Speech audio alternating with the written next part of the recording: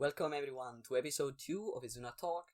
Today we're talking, it's a bit of a special episode. We're talking with a Kingdom Hearts super player, and in general, a person that is really knowledgeable about RPG. And we're talking about RPG mechanics in both action games and pure RPGs. So please welcome today's guest, Khaayyam. Hi, you actually pronounced my name pretty well. Okay. I'm surprised. But yeah, I guess I'm mostly known for Kingdom Hearts, because that's what I've been putting out videos on. It's not just, I'm not like a speedrunner. I have to make that clear. There's a lot of people who do really cool Kingdom Hearts content, and they are pretty much all calling themselves speedrunners, and they focused on speed. I don't care about speed or being fast at all. I do challenge runs, and it's what my specific challenge run. I have a couple other in mind, but the ones that I've been doing so far, which you'll see in this video, and it's on my YouTube channel and my Twitter, is I do no movement runs, aka no left stick, where I fight bosses in Kingdom Hearts without touching the left stick at all. And that's something that happened by accident. Like, I just kind of, one day I showed that, like, Kingdom Hearts 1 has a mechanic called parries, and actually Kingdom Hearts 2 and 3 have it as well, but it's most apparent in Kingdom Hearts 1. And one day I just kind of did one boss by only parrying him to show that how important parries were. But was this on Kingdom Hearts 1 or 2? This was 1. I did the tutorial fight against Riku, and I did that without moving. And I did that to show how good parries work, because that's how you beat him without moving. You just parry everything. And that kind of made it big. A lot of people like that video. I didn't even put it on YouTube. It was just a tweet, because it's a really short, small fight. And then it kind of snowballed, and then I started doing other bosses. I went through the entire series basically looking for bosses that I could do without moving. And now I'm here, and I'm doing Kingdom Hearts 3 videos. I'm going to redo my Kingdom Hearts 1 and 2 videos without moving. But yeah, that's where I am with Kingdom Hearts and videos of my gameplay, my challenge runs. But I'm not just a Kingdom Hearts player. I'm actually the main game that I would like to be known for, and I hope to put out videos of it in the future, is the Tales of series of action RPGs. Obviously. Yeah, that is my favorite RPG series. I've been wanting to make videos of it for a long time, but computer issues stopped me from doing that. Yeah, okay. So that actually the Kingdom Hearts video started shortly after my computer got like completely destroyed and destroyed all my Tales work. So I just kind of went to Kingdom Hearts while I was waiting for a repair. So yeah, but otherwise I'm a writer and a social media person for Abyssal Chronicles, the largest English-speaking fansite for Tales. Okay. And I know, like, pretty much I have a lot of people that come to me asking me about the series and its gameplay. I'm one of them. I'm very knowledgeable about the Tales series and its mechanics, and I like almost all the games. And even if I wouldn't recommend them necessarily, and so that's another one. And then I'm not just an RPG player. I also like Devil May Cry and God Hand and Ninja Gaiden and God of War and all that stuff. And I don't think that action games should be like RPGs. Okay. Yeah, sure. I treat action games and action RPGs as separate genres that should remain separate. Of course. I just like both of them a lot. So yeah, that's where I am. That's me. I'm Khaayyam. That's pretty much all I need to know going into this conversation. Yeah, that's a great introduction. So before we go in depth with Tales, Kingdom Hearts, and all that stuff, the usual question I ask everyone: how did you start playing games? Like, what was your first video game, if you remember? What was your first experience with video games? I'm going to be completely honest. I do not remember my first game, and that's how early I started. Okay. Because it was literally before I could remember. Okay. Like, that's how young I was.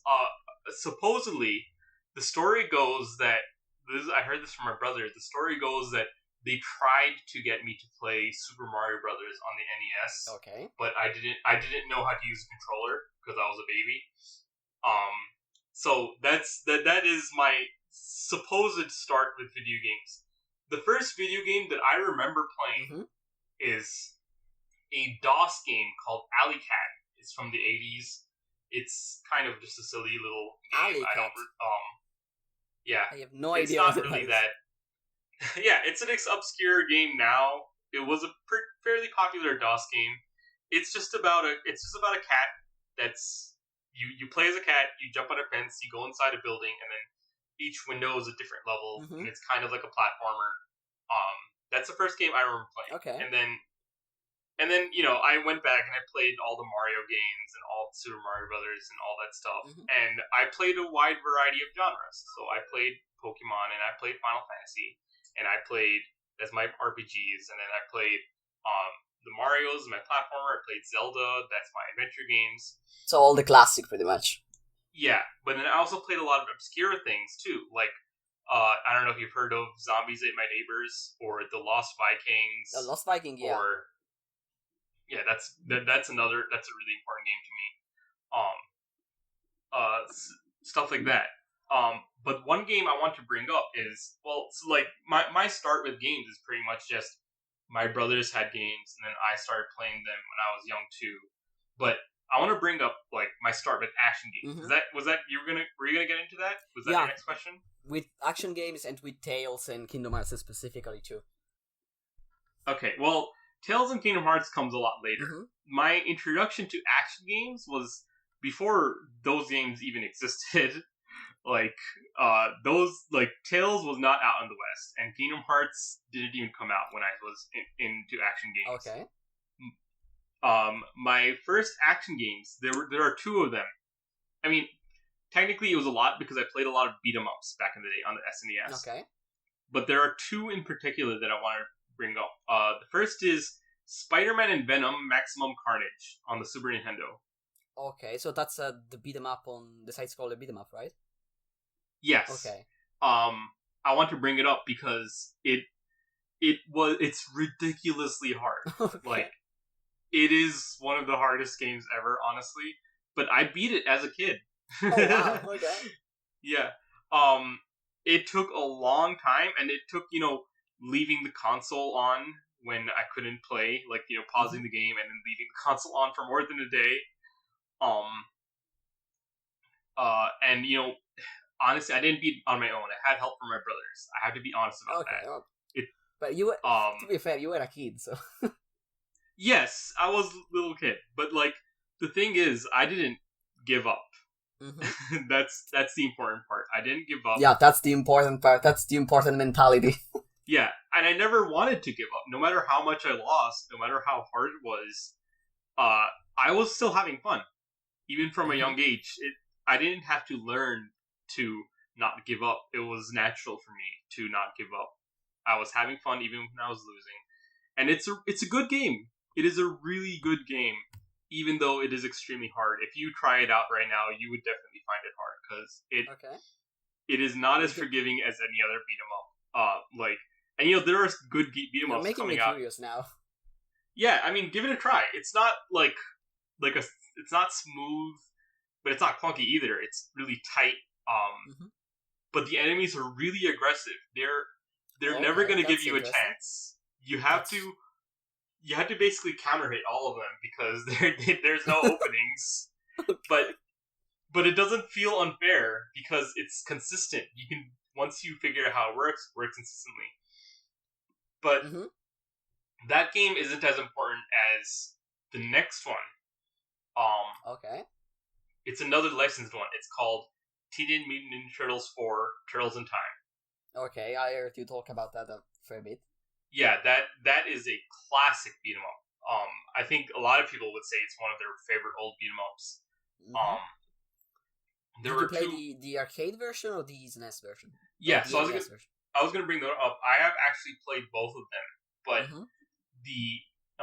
my brother liked the arcade version more because the arcade version you can play up to 4 players, and it was just I used to go to the arcades. So me, my brother, and then a couple of his friends, and we'd all play 4-player. And if we found that machine, then we'd play that. Mm-hmm. But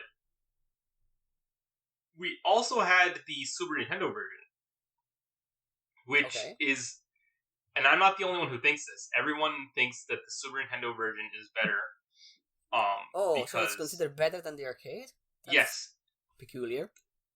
It is. It's weird. I know, but it's not something. It's not like a hot take or anything. Actually, most people who gotten into the game agree that it's better because, it's only 2 players, so that's why my brother didn't like it as much. But the first of all, it has extra levels and extra bosses that are added for those levels, so that all alone gives it more content. And then the actual mechanics are very improved. So as an example, the game has a grab mechanic, and it's really important. The arcade version, in order to perform a grab, it's just random. Whenever you use the attack button, there's a chance you'll grab instead. Okay. So completely random? That's really strange. It's not like, it doesn't make the game bad, honestly. It's like, it's pretty much treated like a critical hit. Because a grab is an instant kill. It's an instant kill. Okay, yeah. That makes more sense. The Super Nintendo version gave grabs their own input, and there were 2 types of grabs, and then they made a boss. They first of all, there's enemies that don't instantly die from the grabs, and also there's a boss that requires you to grab enemies and throw them into the boss. So you actually have to learn to use the grab inputs. And that's a really interesting mechanic. It actually happens. I recently played Ninja Warriors once again, and the final boss in that game is pretty much that. Like, you need to use the enemies and toss it into the boss to do the damage to him. So that's a really interesting mechanic. Yeah, actually, I don't know. I haven't played the Ninja Warriors once again. I've been meaning to. But it's actually a little more ingenious in Turtles in Time. I don't know if Ninja Warriors does this, but it's specifically, there's 2 types of grabs in Turtles in Time. Okay. The first is a hammer throw, which is you grab the enemy and then you swing them around, and you can slam them into the ground multiple times. It still instant kills them, so the actual point of doing that is that any other enemies that get hit when you do the swinging, they also die instantly. But there's a second type of throw which does not have that area of effect. It instead throws the enemy towards the screen. Like you just towards see the screen. Okay. Yeah, you just see the enemy fly towards the screen, and then they're dead. And it's like, it's funny, it's cartoony, it's funny. And it was in the arcade version too. That was just one of the random throws. And it's like, both grabs kill the enemy instantly, but the screen throw only kills one enemy. It doesn't. So the hammer throw is way more useful. In general, yes. But for this boss, it's Shredder piling machine, and actually you don't see the boss. Instead, you see the turtle from his perspective. You see. It's first-person perspective from the boss's point of view, and he's aiming at the turtles, and you have a bunch of enemies. And at first you're like, how do you fight this? Like, I was a kid, I didn't know how to fight it. And then my brother showed me, you just grab the enemy, throw them at the screen, and that damages the boss. That's really ingenious. Yeah. So it's actually really cool. Yeah, it's really cool, it's really fun, it's really funny, and it forces you to learn the grab mechanic. And like the 2 types of throws have different inputs. So even if you know how to do one throw, you have to learn the other one to damage the boss. Okay. So both types of throws become useful. And so what are the inputs? I'm curious now. Okay, it's hard to explain. The input for the hammer throw is it's been a while. I think it's just up or down and then attack. Okay. But you have to like hold up or down for a second, and you have to be right next to an enemy. If you're not right next to the enemy, then you'll just get a regular attack. Okay. And then for the screen throw, it's left or right and attack, and it's the same thing where you have to hold the direction for a second, and then you have to be right next to the enemy. So okay, so it's not instant. You actually need to commit to it. Yes. Okay. So that type of grab is what's important. So it's kind of like if you're like used to modern games where like these things have their own like button and also or their own input and they just come out instantly. This can feel a little wonky and clunky, but it actually works consistently once you learn it. And yeah, it works with the design. Yeah. If you could, they're instant kills, so if you could do them instantly, it'd be a lot. Yeah, it would be completely overpowered. Yeah. So the fact that you have to commit to it and it's pretty hard to do, makes it more balanced. So I beat that as a child too. It was one of the first games that I ever beat. And I was like, it gave me a love for like combat focused games. But I kept playing it even after I beat it. Like I beat it 2 players and then beat it 1 player, and then eventually I wanted to beat it without continuing. Okay, so you went for a 1cc. Yeah, before I even knew what a 1cc was. And that's hard to do because, like, there's another secret about Turtles in Time. You can be as good as you want at, like, combos and, like, damage control and area effect and all that stuff. But that doesn't necessarily help you with 1cc in Turtles in Time. I mean, if you're doing a no-death run, then yes, that helps you. But I wasn't good enough to do a no-death run. And in fact, I still think I'm not good enough to do a no-death run. But for a 1 continue run, which lets you die a couple of times, the trick is to a 1cc. The trick is to is the scoring mechanics. Like any arcade game, the scoring mechanics matter, and they matter in Turtles in Time on the Super Nintendo because if you get enough points, then you get an extra life. Okay, so lives are based on scores. Okay. Yeah. So learning how the scoring mechanics work and how that helps me in the long run, like basically learning how playing well early on can help you play better later, just helped a lot with my action game mentality and like learning to score points. Like it wasn't just gotta kill these enemies and kill them efficiently as possible. It was I gotta kill these enemies in the way that the game scores me well on, and then I'll get rewarded for that. And then that kind of carried over into like every other type of game. Now I pretty much always play for score, even if they don't reward me. But it's just Turtles in Time is what taught me about it. So you're a score player, first of all. I'm not primarily a score player. There are certainly a lot of games where I don't care about the score. But if I find the scoring mechanics fun and interesting enough, then I will go for a score. Okay. So that's my start to action games. Was Turtles in Time, and then after that. Yeah. When did you start with like more 3D action games? When we started getting 3D action games, I've been playing since before we had 3D games in general. Okay, you're actually more old school than me. Yeah, I've started with the NES and and DOS, and then Super Nintendo, and then PlayStation. So we got 3D games on the PlayStation. The ones that I would specifically talk about are Resident Evil 2. Okay. I didn't have 1. But Resident Evil 2 is a very, very important action game, which I'm sure you might have heard about. Yeah, of course. I actually never played it. I never was a fan of the like survival horror genre. So. Well, that's the thing about Resident Evil 2 is that it's an action game in disguise. Like it was made by Khaaayyam, so. Yeah, like it's a survival horror game, so you have the fixed camera angles and tank controls, and you have limited ammo and limited saves. But the secret is that you actually can just kill every enemy, and you'll never run out of ammo. Okay. So you can just play it. Horror.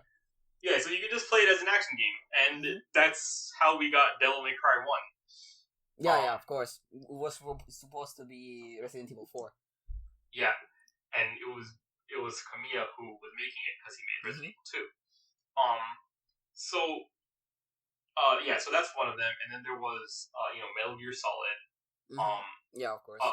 More obscure games like Fighting Force, which is a 3D beat 'em up. It was made by it was either inspired by or worked on by some of the people who made Streets of Rage, and I think it was intended to be a Streets of Rage successor, but like Sega said no, so they just made Fighting Force. Okay. But it was totally 3D. That's another game we played. Tekken 3 actually had a beat 'em up mode. Yeah, I remember that. Yeah, I played that a lot. So yeah, like then I started getting into 3D action games when they started existing, basically. I was still young, so it's not like I was dedicated to a specific genre, because I was still playing. I was still playing, my RPGs like Final Fantasy VII, or my shooters like Resident Evil, the other ones, stuff like that. So yeah, and then PS2 came out, and my brother got Devil May Cry 1 on release, and they also got Kingdom Hearts 1 on release. So both of those games are like linked hand in hand for me. Like, it's actually funny. Back when I was a kid, I didn't like 3D games that much. Because you were used to 2D games. It's not that I was used to it, because some 3D games still felt like 2D games, but I felt like the 3D games that I played didn't really do anything that made me feel like this shouldn't really be 3D. Because if you played PlayStation 1 games, most of them. Yeah, like Resident Evil doesn't actually have any 3D elements. You can't aim up or down in Resident Evil. Metal Gear Solid 1 was top down. Another PlayStation 1 action RPG I like a lot is called Brave Fencer Musashi. Oh, okay. That was really good, but it still felt like a top-down Zelda game. And so, the way I was thinking, and the thing is, because they were 3D and the consoles couldn't really handle it at a time, not all of them were running at the same frame rate as 2D games were. I didn't know what a frame rate was, but you felt the difference. Yeah, I felt the difference. So I had this idea that 2D games were smoother and way faster, and I was just like, we don't need 3D games. They look nice, but if they don't feel as fun, there's not really any point. I think what's the point? Yeah. The first games to really make me feel like, okay, you know what, this couldn't have been done in 2D, were Devil May Cry 1 and Kingdom Hearts 1. Yeah, of course. Yeah, those games are that important to me, that they helped me realize that 3D games can do things that 2D games can't. And I want to point out that I did not have a Nintendo 64 growing up. So I didn't play Mario 64 or Ocarina of Time when I was as young as everybody else. So your first experience with 3D was with Devil May Cry 1 and Q2. Not first experience, but first important experience, pretty much. Because all the PlayStation 1 3D games, I had the PlayStation. I was a PlayStation kid. All the 3D games on PlayStation 1 didn't really feel like they should have been 3D. Yeah. Except for Spyro, but I kind of treated Spyro as an exception. And I was thinking maybe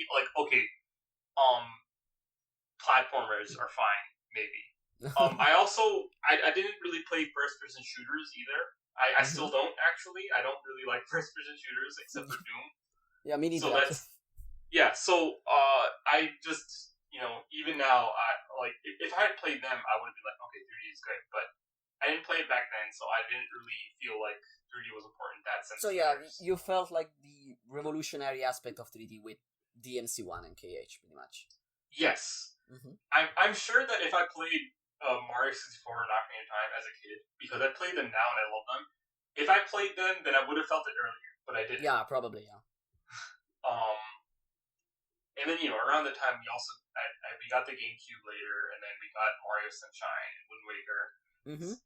But I was a PS2 kid first. It was only by like months, but yeah. So yeah, that's how I got started with Devil May Cry and Kingdom Hearts.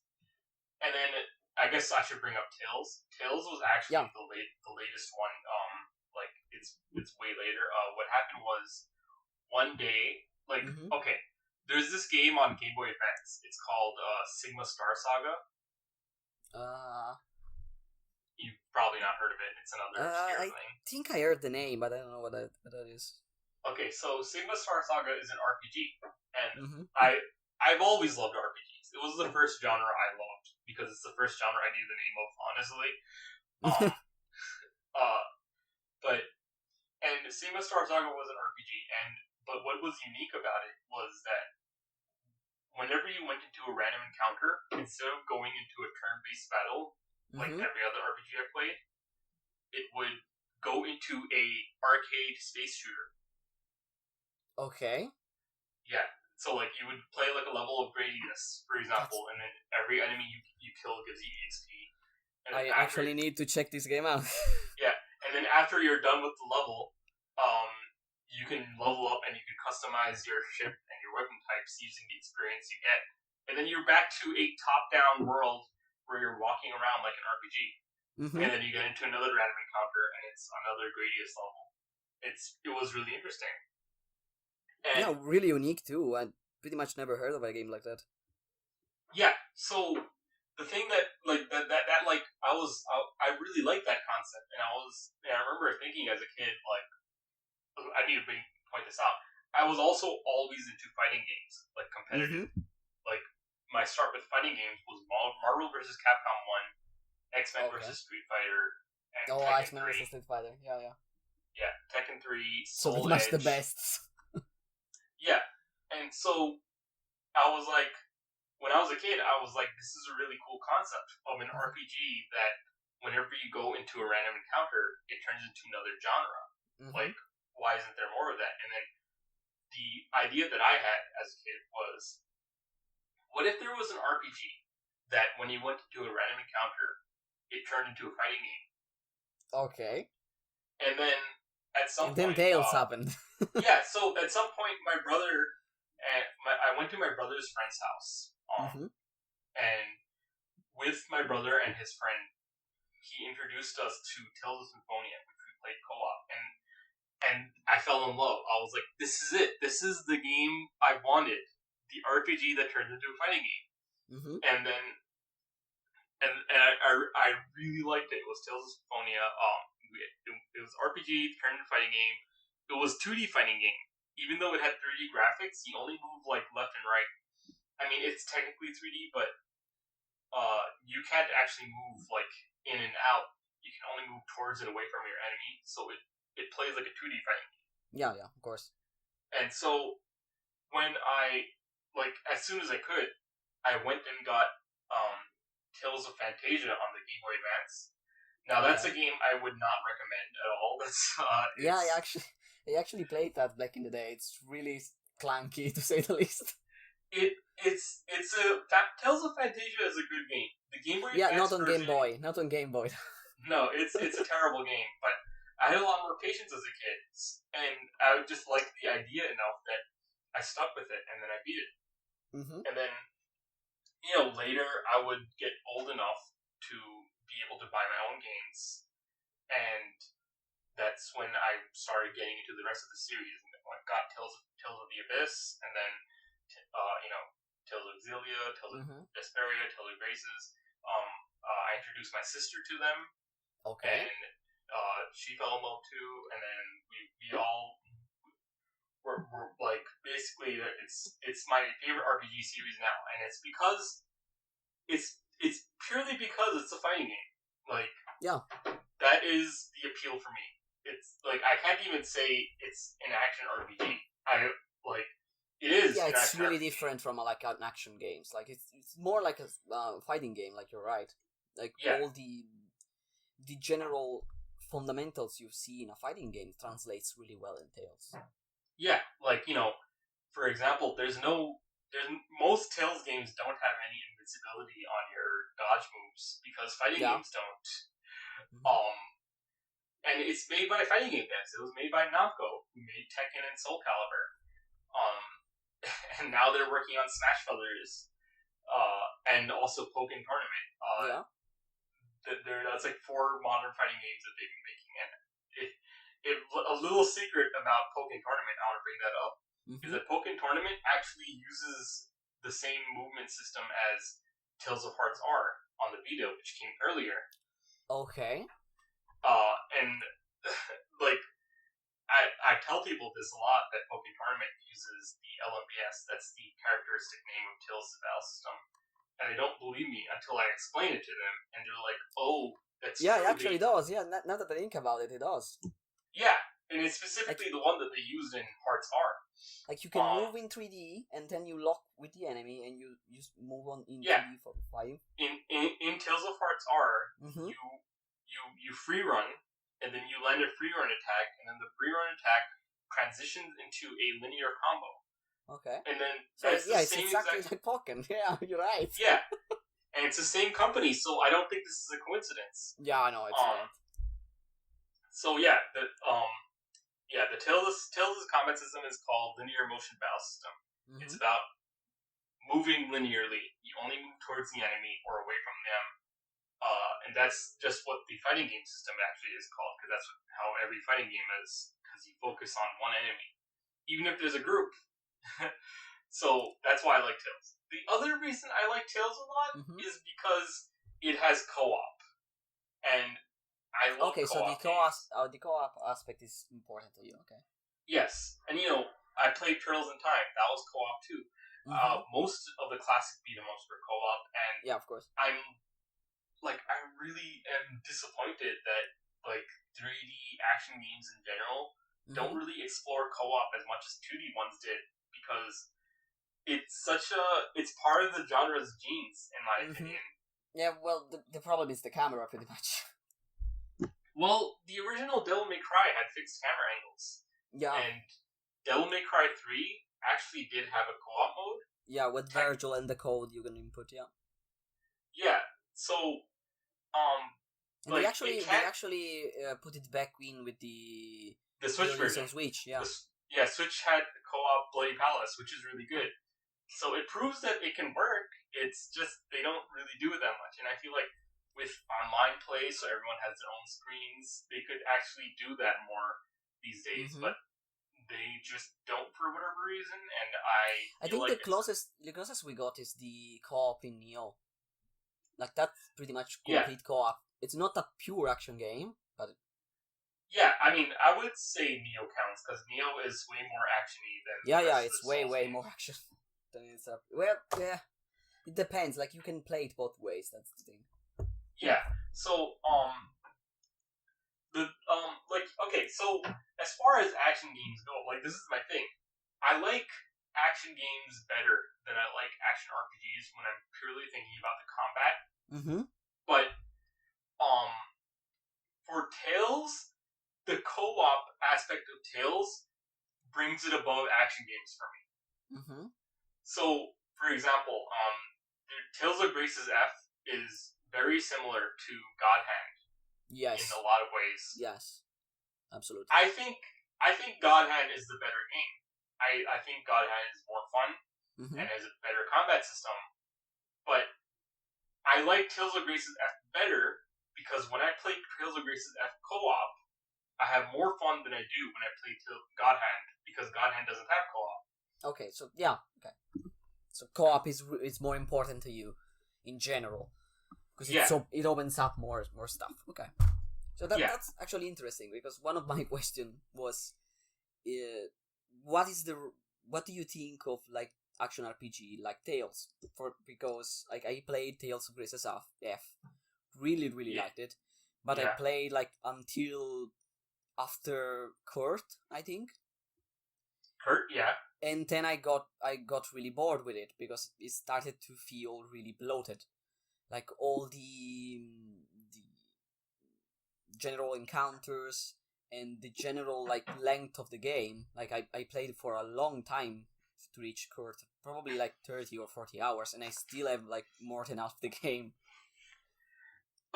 So what do you think is the balance there? Like, do you think RPGs like that are too bloated and should be like would be better like if they were more focused? Well, okay, so I think that yeah, go ahead. I think that there's a place for longer games and there's a place for shorter games. I don't think one is better than the other. Like, if I wanted a short action RPG, I'd play Kingdom Hearts. Okay. Sometimes I want to play a long game, and you know, you mentioned that you play until you hurt and then you stopped, and like that makes sense. Actually, I don't blame you, but you know, the thing about a long game is that it's kind of like a long TV series or something. It's something that I can put down and then pick it up when I want to get back into it. That's how I feel.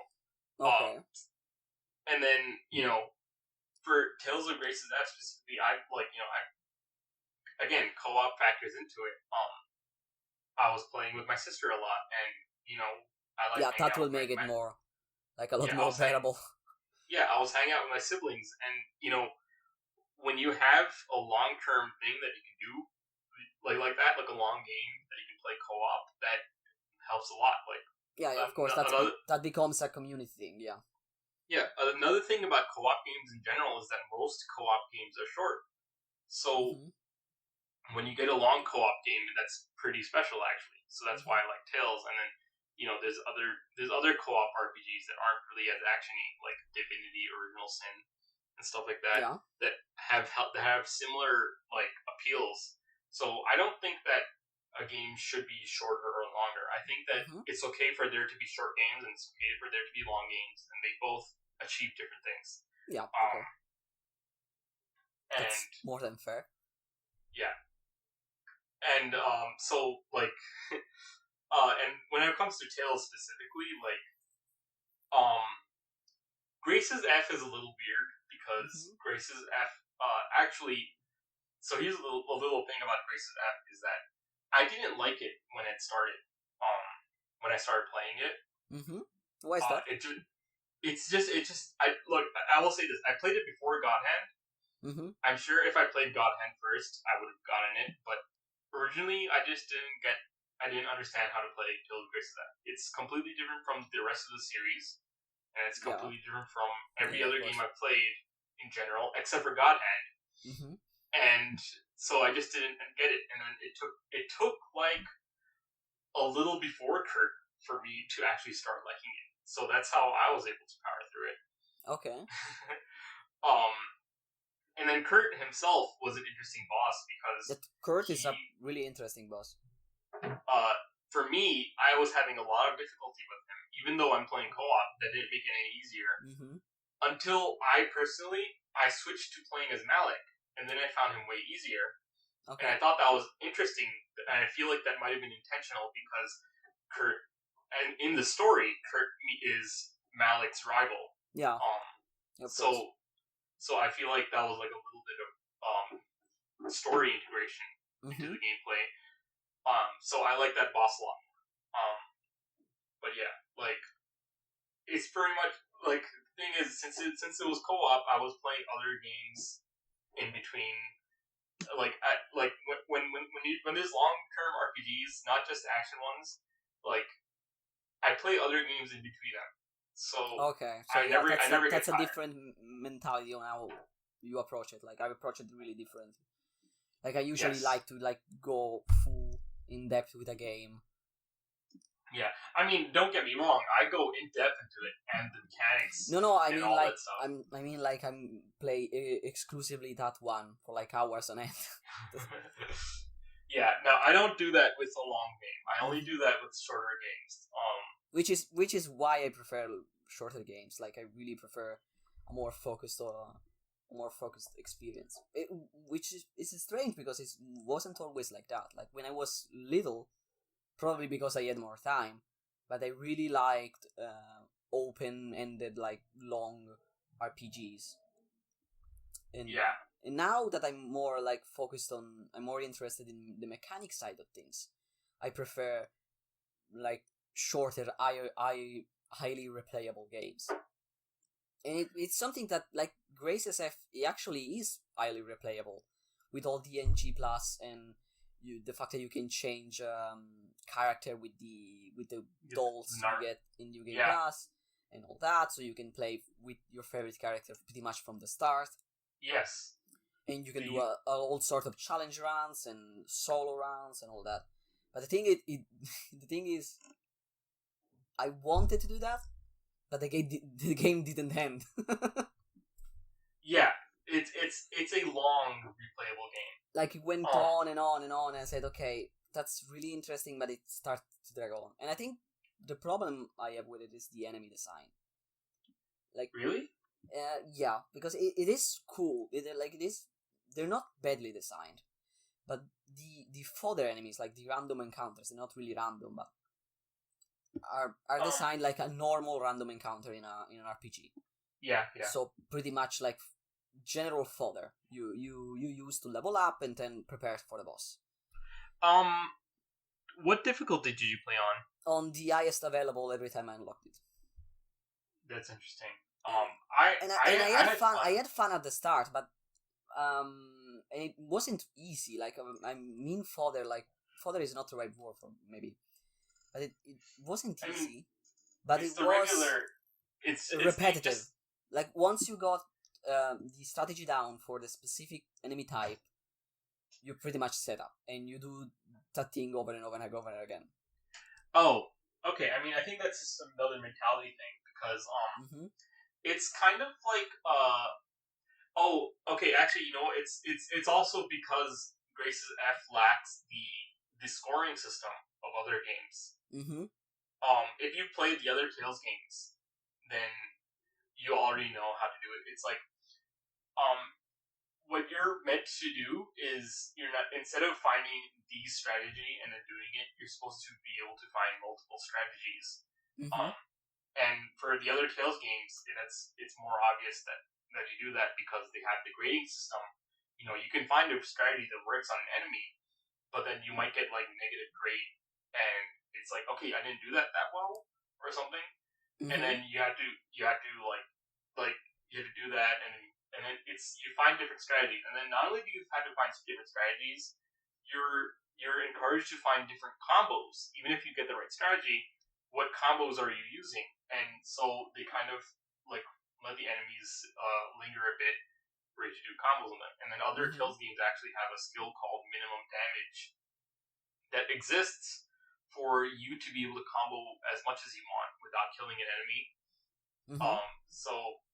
And like it's pretty much just there for the combo ladder. So it's kind of like Devil May Cry in that sense, where it's not so much about the individual challenge of the enemy, just so much as it is about what you can do in the enemy. Tales of Grace's F doesn't have the scoring system, so I can understand why someone who gets into the game. Yeah, but that's in general like my different approach. Like, I'm more into like efficiency based action games more than the stylish one.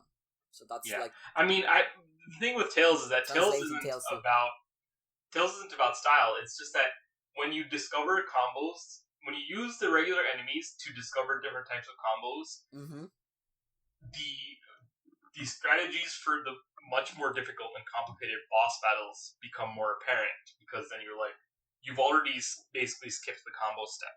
Yeah. Okay. Yeah. The thing is, I never was like.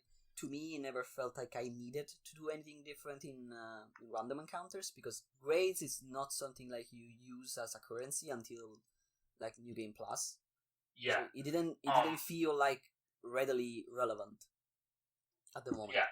So I didn't really care. And in fact, like, the bosses were the highlights for me, because I needed to like use different strategies and different combos, or lock them with magic while I'll keep the combo going and all that, and that was really, really interesting. But all the fodder enemies between bosses got really, really tiring. Yeah, and the other thing is you have to remember, like, it's not fair to compare it to other action games because they're based on fighting games specifically. Yeah, of course. it's the fighting game mentality that they need. You're supposed to, it is an action game, but you're supposed to basically treat the bosses as if they're like actual opponents you find, and then the enemies are basically like training room dummies. That's how it is. That's the thing. That's it precisely. Like you hit the nail on the head. Like I never was one to like training dummies. That's the thing. Like so if you're into fighting games and you're into fighting opponents and also labbing between matches, then Tales is just a single player experience that is made for that. But it's definitely not something that's approachable to fans of other RPGs or other action games, which is part of the reason why it fails to really get the popularity that it needs, because it only really appeals to a specific type of player, which happens to be me. Yeah, that's a fair point, actually. Yeah, that's really strange, though, because it has all the, like, even from a casual standpoint, like, it's really strange that it's not so popular. Because from a casual standpoint, like, it's pretty much a shonen anime that it's also an RPG. And you don't really, if you play on, like, the normal difficulty or the easier one, you don't really need to engage with the combat. Like, you can treat it like a normal RPG. Well, that's the thing. Like, first of all, not every Tales is like a shonen anime. Some of them are a little more mature. But no, I mean like general setting, like with the rivals and all the like the generals and all the things. No, like I mean some of them certainly are, but there are also some that like feel more complex than that. I don't disagree with you, but here's the thing about Tales: it's that it's definitely an anime RPG, right? It's anime style, but there's so many other ones. Like visually, Tales doesn't stand out, and I will admit that. Visually, no. So there's nothing that's gonna get someone into the game visually, and that's what casuals care about. And then when you have these in-depth mechanics like this, people are just gonna button mash, and then they're gonna feel like it's just a button masher because they play on the easiest difficulty and they grind, and they'll think that it's just a button masher. And then like this actually has happened. There was a place I used to go on. It was the open thread on Silicon Era, which doesn't exist anymore. Silicon Era is still around, just the open thread doesn't exist anymore. And I used to go there to talk about Tales because there were a lot of people that played Tales at the time on the open thread. And so, one of my favorite Tales games is Tales of Vesperia. When I was playing it for the first time, I was loving it, and I went on there and I'd be like, man, this game is great, and everybody would agree with me. And then I ran into Alexei. Alexei is the boss of the second act of Tales of Vesperia. And among the more gameplay-oriented people, he's very infamous because he is... let me say this. Tales of Vesperia is a very, very good game. But Alexei is a terrible boss. He is terribly designed. He breaks all of the rules of the games in the most frustrating way possible. Even the most skilled players agree that he's bad design, so it's not that I'm getting frustrated. I don't even think he's that hard necessarily. He breaks all the rules. He randomly breaks out of combos in a way that you can't really control. He randomly gets super armor, which takes like a random amount of hits to break, and then he has his Mystic Art, which is like a super move, like hits the entire screen, and even if you try to avoid it, he actually might just start breaking the rules to activate it anyway. Like literally, like in order to activate a Mystic Art, you normally have to go into over limit, and then you have to land an attack, and then you do a Mystic Art. Bosses follow that rule too, so in order to avoid boss Mystic Arts, you just dodge their basic attacks. If you do that on him, there's a chance he might do the Mystic Art anyway. And I have no idea how he made it into the game, because the rest of the game is so well designed. but he's not. And so he's a terrible boss. And so I remember I went on completely unfair from what you described. Now, granted, I don't think he's hard. He's just, you have to fight him in a way that is not how you fight any other fight in the series, except for it doesn't work Berseria. with the design of the game. Yeah, the only way to really fight him is to increase your attack stats, and then just use ranged attacks, and just spam them, basically. Anything else would get you killed.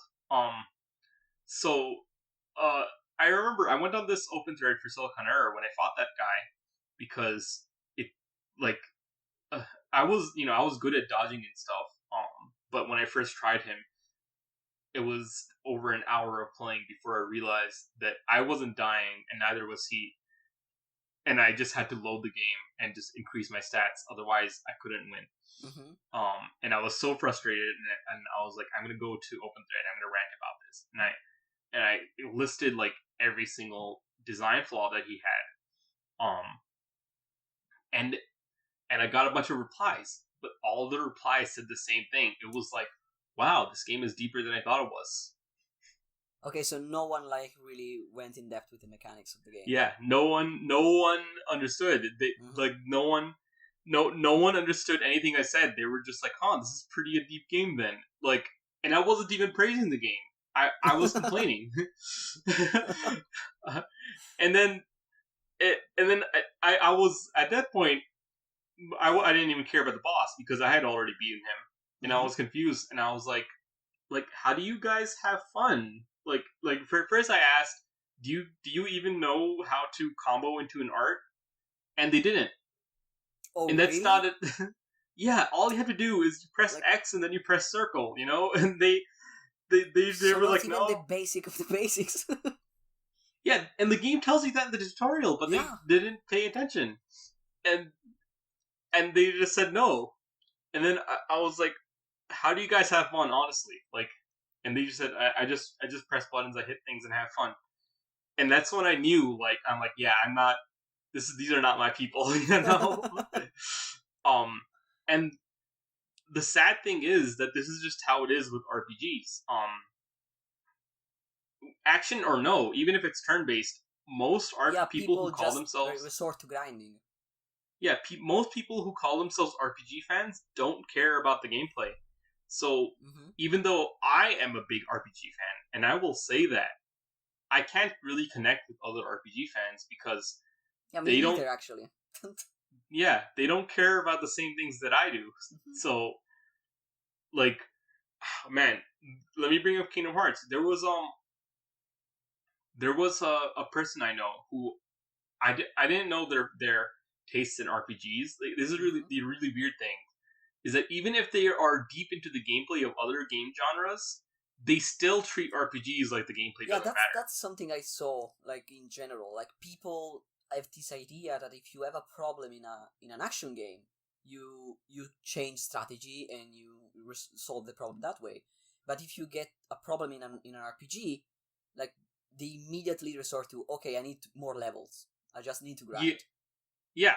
And it's really, really strange. I don't know why people immediately default to, I need to grind. Yeah. So and you can see it a lot with even with Final Fantasy and Dragon Quest. Yeah, even people grinded those even with too. Shin Megami Tensei and all that. People don't use buffs. They don't use debuff. They don't use status cell ailments. Nothing. They just press attack and make the numbers do all the work for them. And I don't understand why with RPG specifically. Yeah, and then the other thing is that they only care about the story. Mm-hmm. That's what makes the game good for them, is the story and not the gameplay. So why do you think that is the case? Why do you think it's a marketing thing? I can't tell you because okay, I was gonna say something else, but on this subject, have you ever played the original Final Fantasy or Dragon Quest? Yeah, of course. One of my the two original Final Fantasy are one of my favorites, actually. Yeah, actually, Final Fantasy 1 is one of my favorites too. But they don't really have stories. Yeah, no, they're completely focused on the mechanics. Yeah. So I actually and it's I had one a of friend. the, like going back to the bloating thing I was talking about. Like I really like them for that. Like they are really focused on a really compact experience, all based on mechanics, pretty much. Yeah. So I had a friend who thought that RPGs were about gameplay. I mean story. They were about story. And then I showed them Final Fantasy and Dragon Quest. Like I played through like a few hours of each of them, only for them to be like, "Hey, wait a second, where's the story?" And then that's when they realized that RPGs weren't about story originally either. I don't know where this idea came from, but I have a theory. So when you think of the current AAA game industry, the main thing everyone cares about now is about like immersiveness, cinematic graphic, values, immersiveness, cinematic, and all that. Yeah, yeah.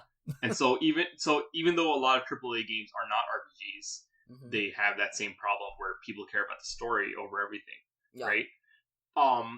And like I feel like that isn't like entirely manufactured by like marketing and advertising.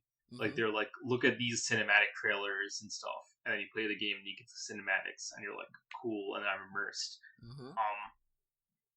And so that's definitely true. That's how it is now with AAA games. Yeah, but I feel like with AAA games, while that is true, at least people engage with the mechanic even at a basic level. I don't know if I agree, but I bring that up because, and now I don't know if you remember this, but actually, back in the day, like the 90s and stuff, the quote unquote AAA games of those times were RPGs. Yeah. So like Final Fantasy 7, Final Fantasy 8, Final Fantasy 9, Final Fantasy 4 back on the Super Nintendo, they were making waves in the West the way that AAA games do now. Yeah, sure. And so I think it's the same thing. Like, I was pretty young, so I don't remember too much, but I think it's the same thing where because those are the main games that everyone was focused on, and because games are like a young genre that most people don't really get, not a genre, a medium, like marketers just focus on, look at how deep this story is. Yeah, of course. And then they that's don't what everyone else the thinks. medium. They don't understand what's so special about the medium. Yeah, and it's not that I don't care about the story. I do like game stories. The gameplay is the important part, and the story isn't as good as you'd think if you cut out the gameplay. The gameplay is important to the story too. And so I was gonna say, I had this friend who I thought was into games for the gameplay because they had played a lot of fighting games, and they played a lot of shooters, which are definitely not story heavy. And they asked me, "Hey, do you recommend going through Kingdom Hearts?" And I was like, "Yeah, go buy the HD collections and play every game because Kingdom Hearts is a really great action RPG. It has really good mechanics." And I told them specifically my favorites are. This was before Kingdom Hearts 3 came out. At the time, I told them my favorites are Kingdom Hearts 1 and 2. Yeah. The final mixes. I don't like Birth by Sleep. And then no one likes Birth by Sleep.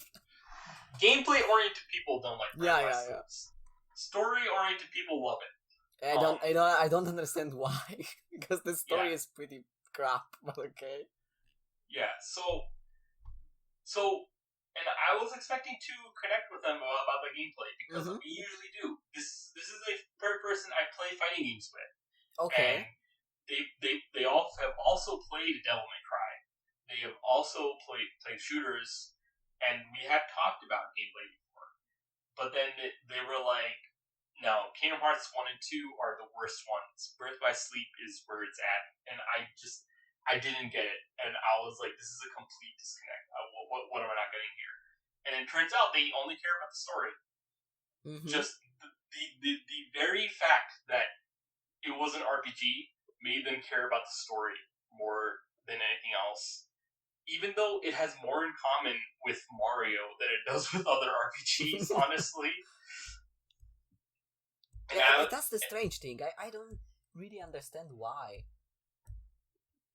I feel like I'm going to be asking that forever, but, like, instead of just wondering, I've been trying to combat it. That's why I focus so much on RPGs. Like, I've said in this conversation multiple times, I do like action games as a whole better than I like RPGs. But I have more to say about RPGs because I love them too, and I think that they are very misunderstood. So I focus on RPGs and action RPGs because I feel like I can do more to show that the gameplay matters in RPGs than it can for an action game. Yeah. Otherwise, I could have been uploading Devil May Cry combo videos. I just don't because everyone's doing that. So I focus on Tales and Kingdom Hearts, which are the games that that don't get a lot of focus. And I think that it's one of those things that it actually applies more to JRPGs than the Western one. Like, thinking about it, like Western RPG, like especially CRPGs, like thinking Baldur's Gate, or even turn-based one like Wizardries or more dungeon crawlers, they are a lot more niche than JRPGs. But a lot of people play it for the mechanics. Like, the focus is on the mechanics. So I don't know why specifically with Japanese RPGs it's like that. I feel like it's because something happened in the 90s that made people focus only on the story, and now they've never recovered. And it's the same thing that happened to arcade games. When the arcade industry quote unquote died, people were saying that arcade games were only money eaters. They only were there to take your money, and so and people still think that.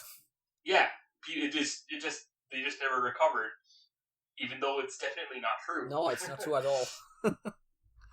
So arcade games and RPGs are just kind of in the same boat.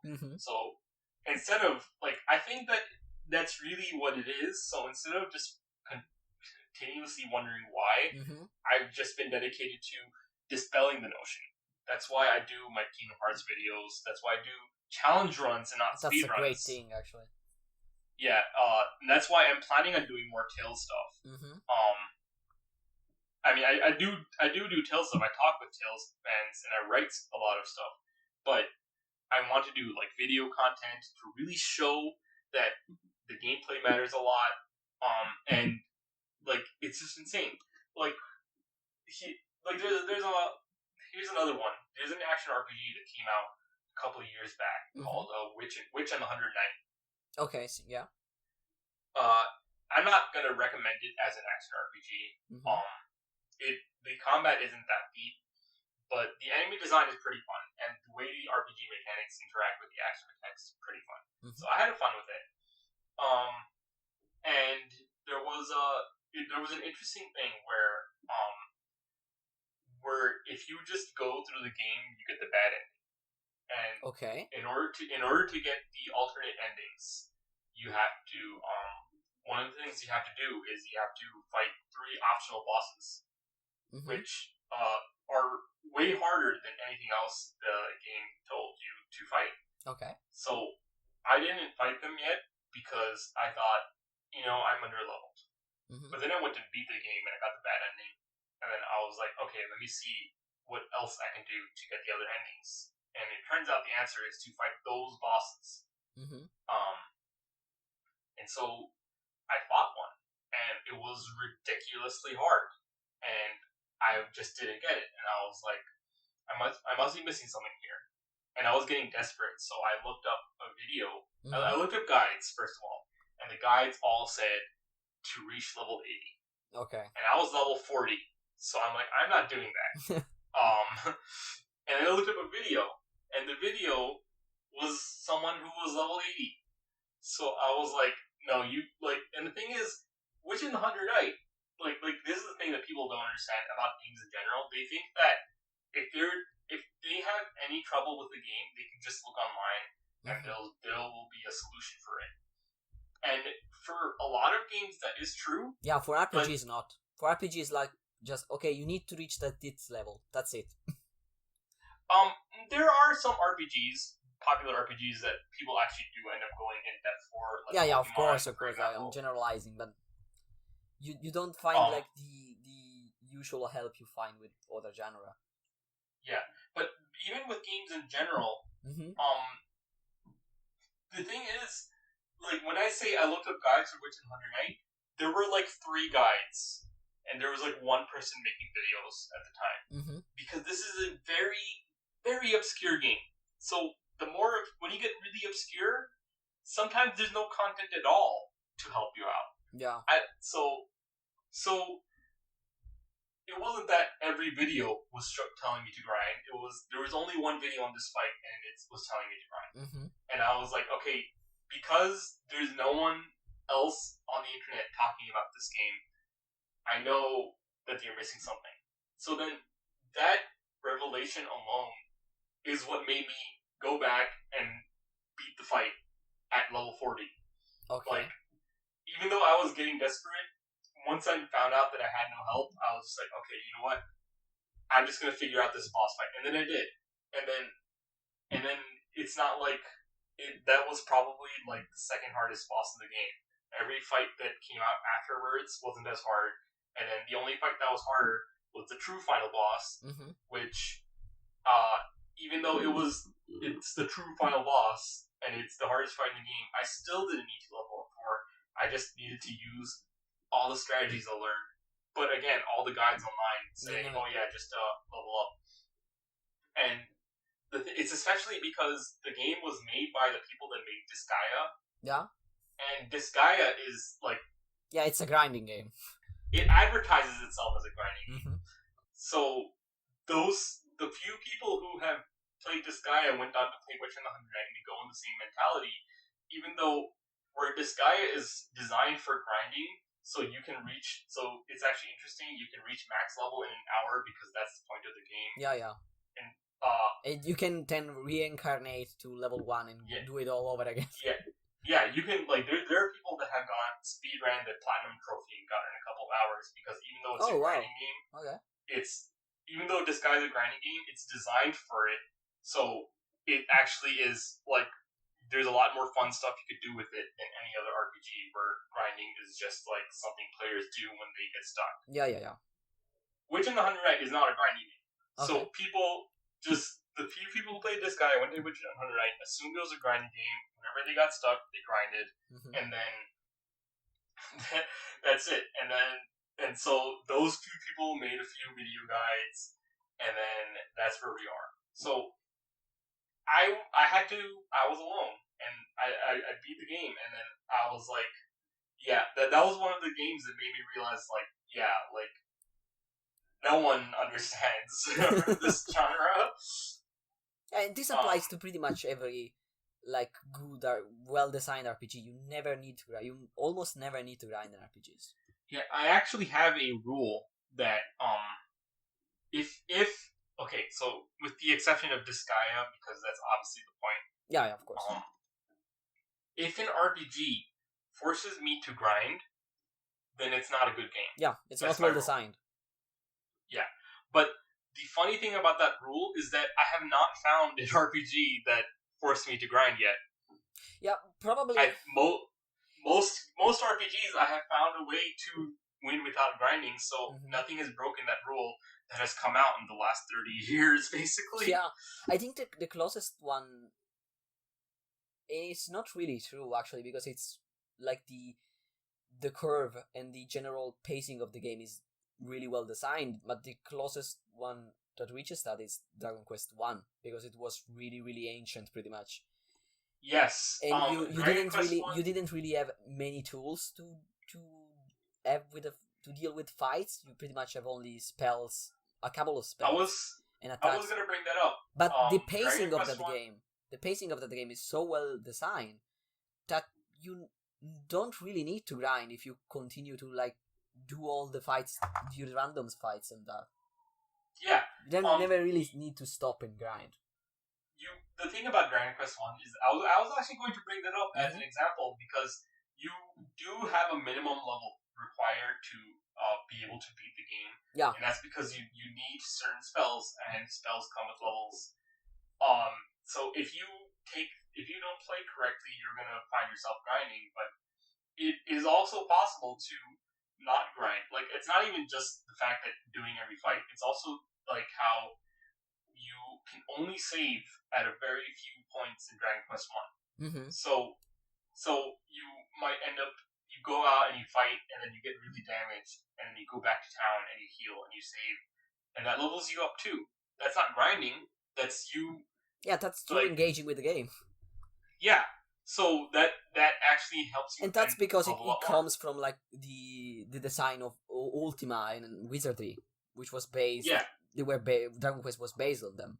So this idea also, of dungeon crawling, where you go in the dungeon or in the overworld with Dragon Quest, and you fight until you can, and then go back to town, heal up, and do it again.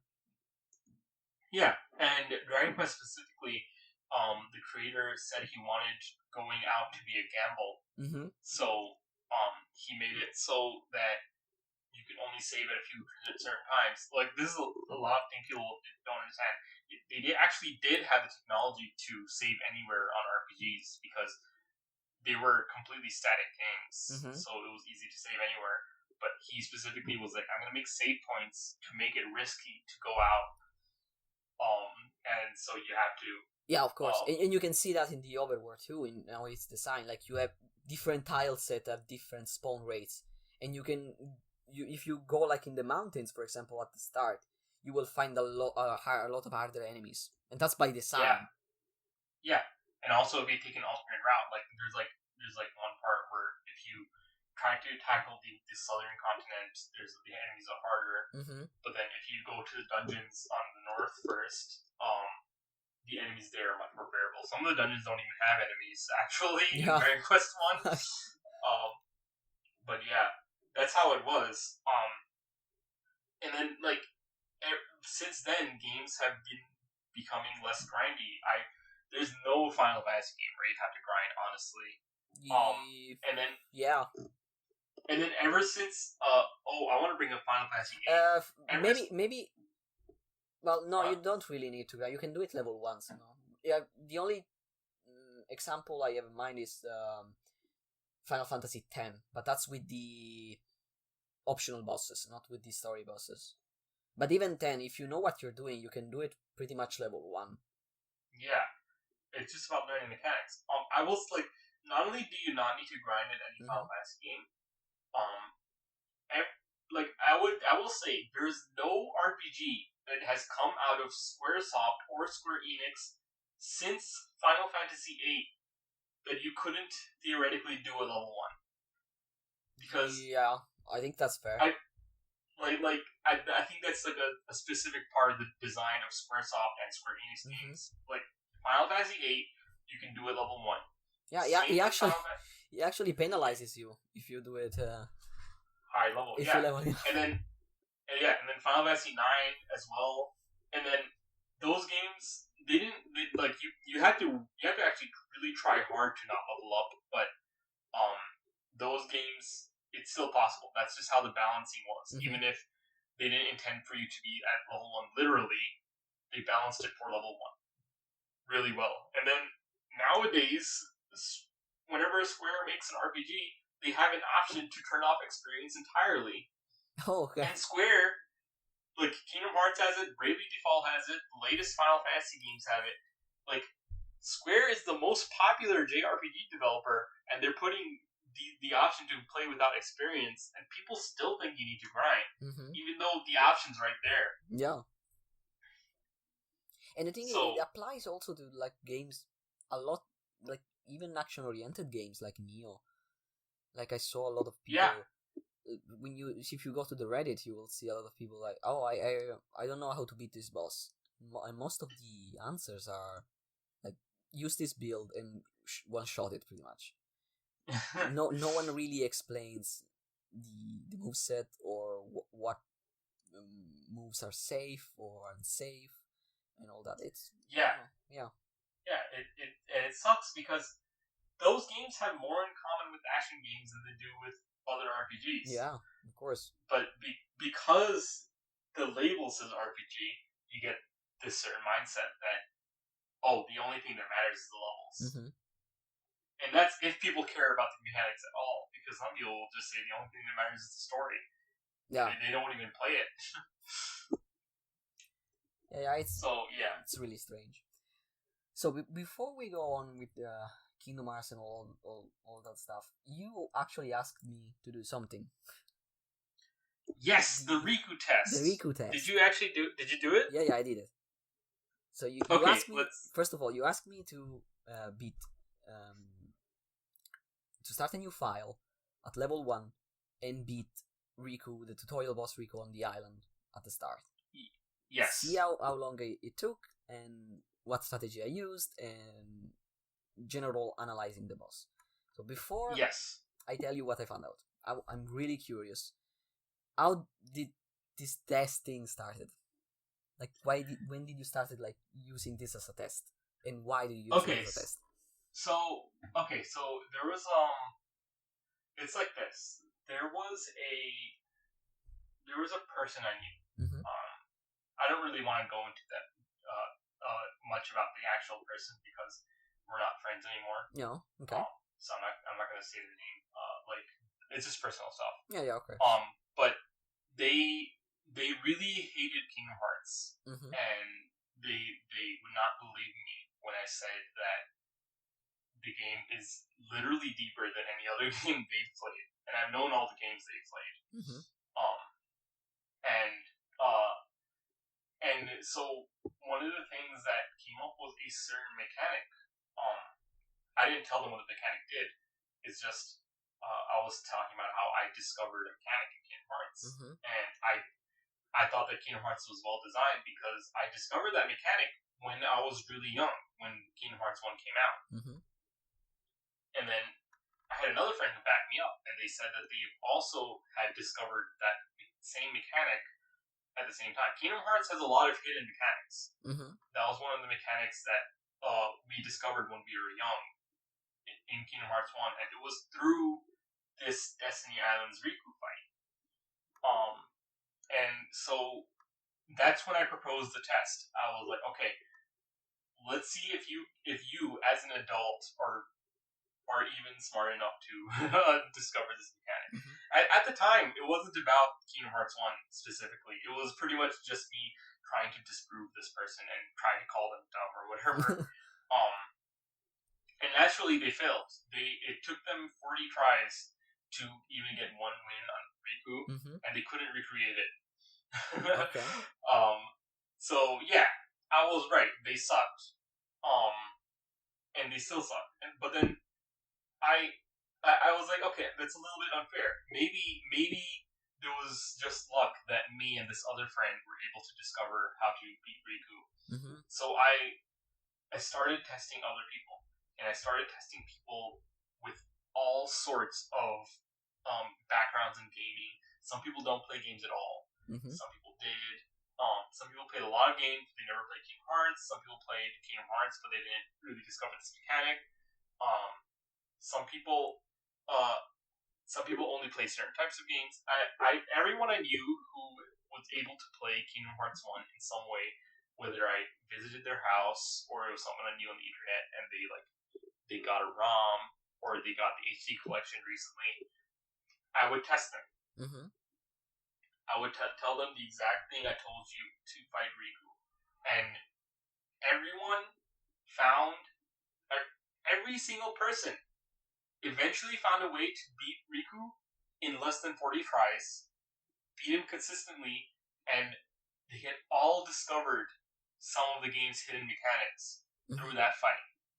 And I was like, and then I myself started lagging the fight, and I started discovering more mechanics. And that's when I was like, this is a really, really good tutorial boss fight, because it teaches you so many mechanics just through discovery. Mm-hmm. And unlike other games, it doesn't tell you, okay, here's this mechanic, now try it. Yeah. It just gives you a boss that does not give you a game over when you lose, gives you a score counter, and makes you, and it exploits your inner sense of competitiveness to want to beat this boss. Because it keeps scores. Yeah, because it keeps scores, and also as it... we're 0 to 10, like, I want to beat this guy. Yeah, and you want to beat this guy, and you want to even the score out, and also during the fight he taunts you. Yeah. Like that's actually a big deal because that was actually rare for games at the time. Voice acting on that level was new in the PS2 era for an RPG. Like, and he we got a actually new saw that it seems to taunt you if you play too passively, because if you really are aggressive and stay on him, it doesn't really taunt you ever. Yeah, only but when he taunts you. When he jumps out. Yeah, and he taunts you, and that makes you want to beat him more. Like, oh my god, this dude is a jerk. I need to beat him.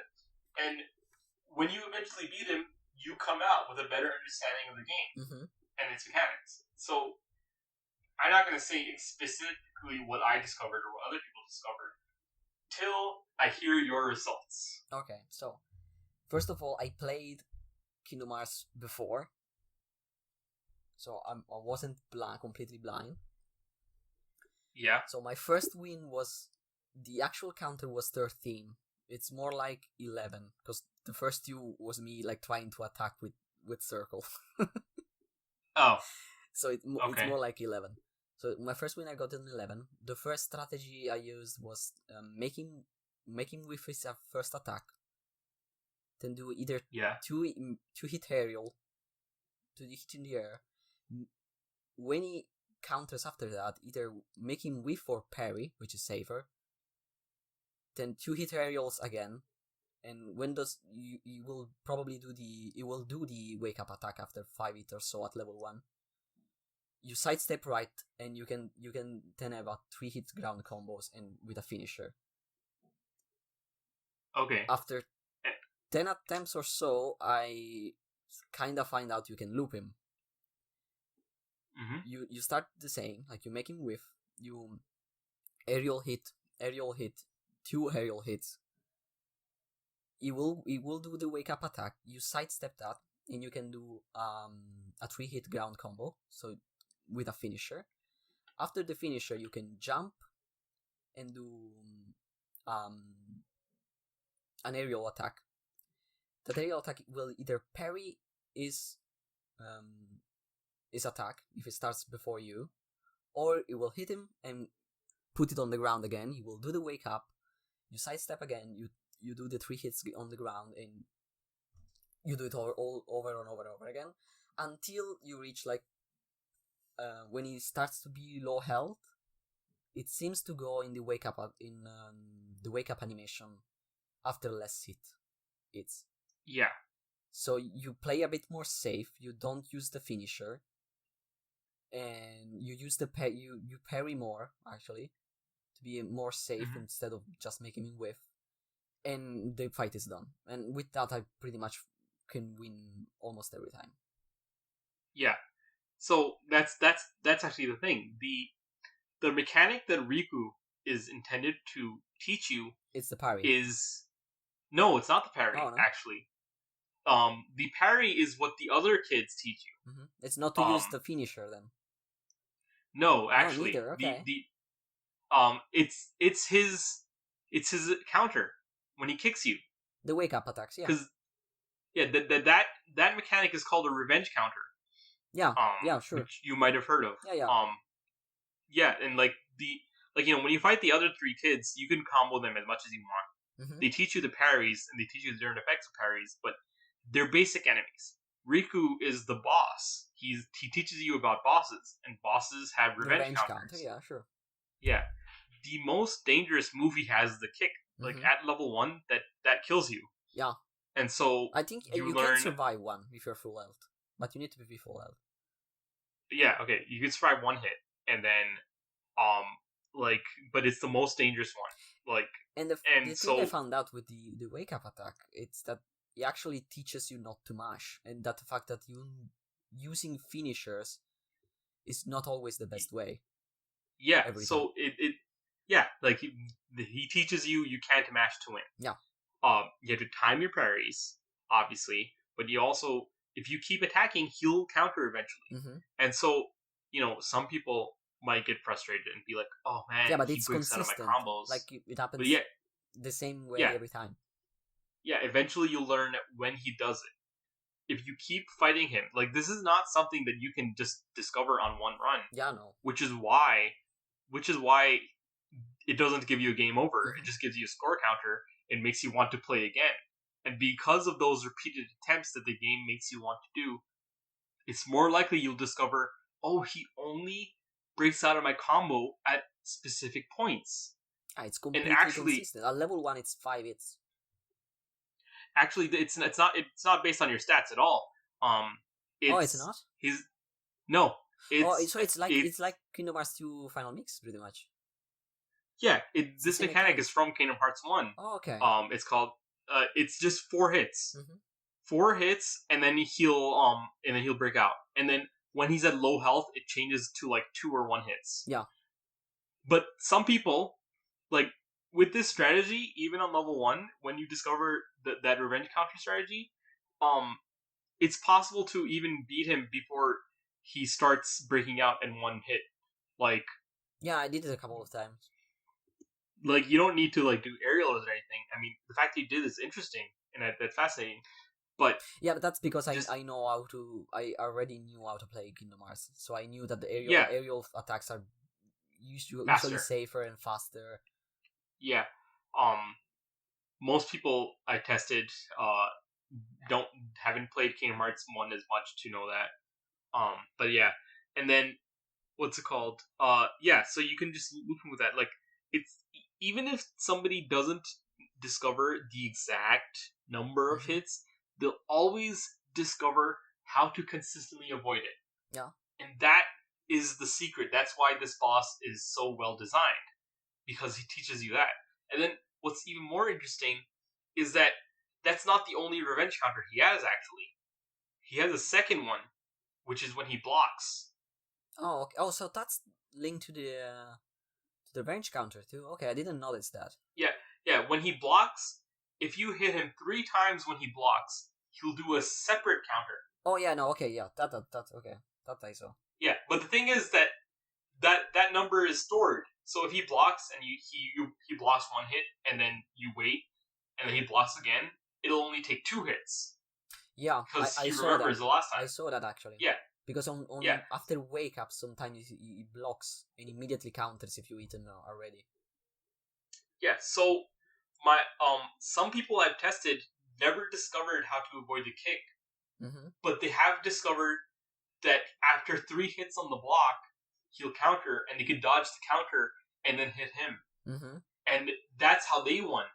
So either way, they still discovered the revenge counter. Like, every single person I've tested has won by discovering how to avoid one of his revenge counters, and that's really good design. That's really good design really for a tutorial. Actually, I did know about revenge counter in 2FM, but I didn't know it worked the exact same way in 1. It works slightly differently because in Kingdom Hearts 1, it only works by number of hits. Yeah, I thought it was based on damage in Kingdom Hearts 1. That's why I kept at level 1. Oh, okay, yeah. No, it's only based on number of hits. So, as an example, Sephiroth in Kingdom Hearts 1, he has a 2-layered revenge counter. He only has 1 revenge counter because he can't block, but it's like 2-layered, and the numbers for both of them are either 4 hits in 1 combo or 7 hits in total. And that's Kingdom Hearts 1. Kingdom Hearts 2, it's slightly more complicated because each attack that you have has a different value. So some attacks, so certain attacks can combo longer and certain attacks can combo shorter. So it's more complicated. Yeah. Even magic has all these values and all that. Yeah. So Kingdom Hearts 1 doesn't have that. It's just number of hits. Okay. But the point is that it has that and it's consistent. And yeah, in Riku shows that line. Yeah, and the point of Riku is to teach that. Actually, there's a second fight I didn't ask you to do because I don't think you need to do it because I know that you've played Kingdom Hearts before. It's when you on the second day on Destiny Islands, if you have beaten everyone, then you can fight Tidus, Waka, and Selphie all 3 at the same time. Yeah. And I do remember that. They don't change. It's just all doing at the same time. And that fight teaches you crowd control. Mm-hmm. The fact that combo finishers knock enemies away, which, gives you more time to focus on other enemies or dodging. And parrying gives you invincibility frames, so you can parry one guy, and that keeps you safe from the other three. And so, if you're like, Destiny Islands is such a good tutorial. Yeah, it actually because is. First of all, it doesn't say it's a tutorial. It says that it like the game acts like the tutorial's done, because you have the true tutorial at the beginning that tells you the controls and everything. But then after that, you're in Destiny Islands. And Destiny Islands is a hidden tutorial. It's like a tutorial for people like me who are more into the game depths and game design and are more observant. It's like two tutorials for two different types of players. Yeah, Rikyu too, actually, with the parry thing. I actually saw that the parry window on his attacks are actually it's pretty early, and some of them don't stop your animation. Yeah, they don't. And don't stop his animation either, so you can see you have iframe after you parry. Yeah. So in general, it's an amazing fight. It really, really teaches you a lot if you take the time to go in depth with it. Yeah, I think so. This is my thing about Destiny Islands and why it's such a good tutorial is that if you are able to consistently beat Riku, who teaches you about revenge counters and bosses, and you're able to beat the other kids who teach you about how basic enemies work and parries, like if you parry Tidus, then his attack is deflected, and if you parry Selphie, you get a special animation where she gets damaged. Yeah, and if you parry Waka, you can throw his ball. You can reflect the ball. That's how all the basic enemies in the game work. Projectiles can be reflected. Some enemies have special animations. Some enemies just get blocked. That's what they teach you. And then if you fight all three at the same time, you learn about crowd control. And all of those skills help you not only in Kingdom Hearts 1. If you can beat those fights, and it's hard because you have no abilities. You just have moving, attacking, and jumping. You don't have dodges. You don't have blocks. But if you can beat those fights consistently, you're not only good enough to beat Kingdom Hearts 1, which always uses those skill sets, you're also good enough for Kingdom Hearts 2 and 3 as well. Because Kingdom Hearts 2 and 3 also have parries and revenge counters and crowd control. Yeah. So it basically helps for almost the whole series. And that's why it's such a good tutorial for me. And then on top of this, it doesn't say it's a tutorial. It's a secret tutorial. And unlike other games that have tutorials, it never teaches you any of these mechanics. It just gives you a set of challenges. And the only way to beat them is to figure it out. Yeah. Yeah, so that's why really, really an amazing tutorial. Doing this stuff, it actually gave me a greater appreciation for the game in general. Yeah, so that's why a lot of people I've tested this on have also come out of the test saying that they realized the game was way better than they gave it credit for. Because I already liked Kingdom Hearts 1, but I went. So initially I played Kingdom Hearts 1, but I was a kid, so I just played the game, didn't really go in depth with the mechanics. And then I played 2, and actually with 2 I went a little bit more in depth. So when I came back in 1, I already knew most of the stuff. So about parrying, about aerial combos, and all of that stuff. So it never really clicked with me how important Destiny Island was, especially Riku. So doing this actually, and having trying to approach it as a new player and actually analyze what the game was telling me, actually gave me a great appreciation for the design in general. Because you're right, it's an incredible tutorial. Yeah, it's great. It's the thing is, Kingdom Hearts 1, it's not the first game that I went in depth into, but everyone in my family, you might have seen me. I made a thread about this on Twitter once about what Kingdom Hearts 1 means to me. But if you haven't, I'll just explain. Kingdom Hearts 1 is a game that my entire family was into. Okay, that's really cool. I was not my parents, just me and my siblings. Yeah, of course. But I was always into gameplay and game dev and game design, but I was a kid, so I didn't really know how to talk about those things.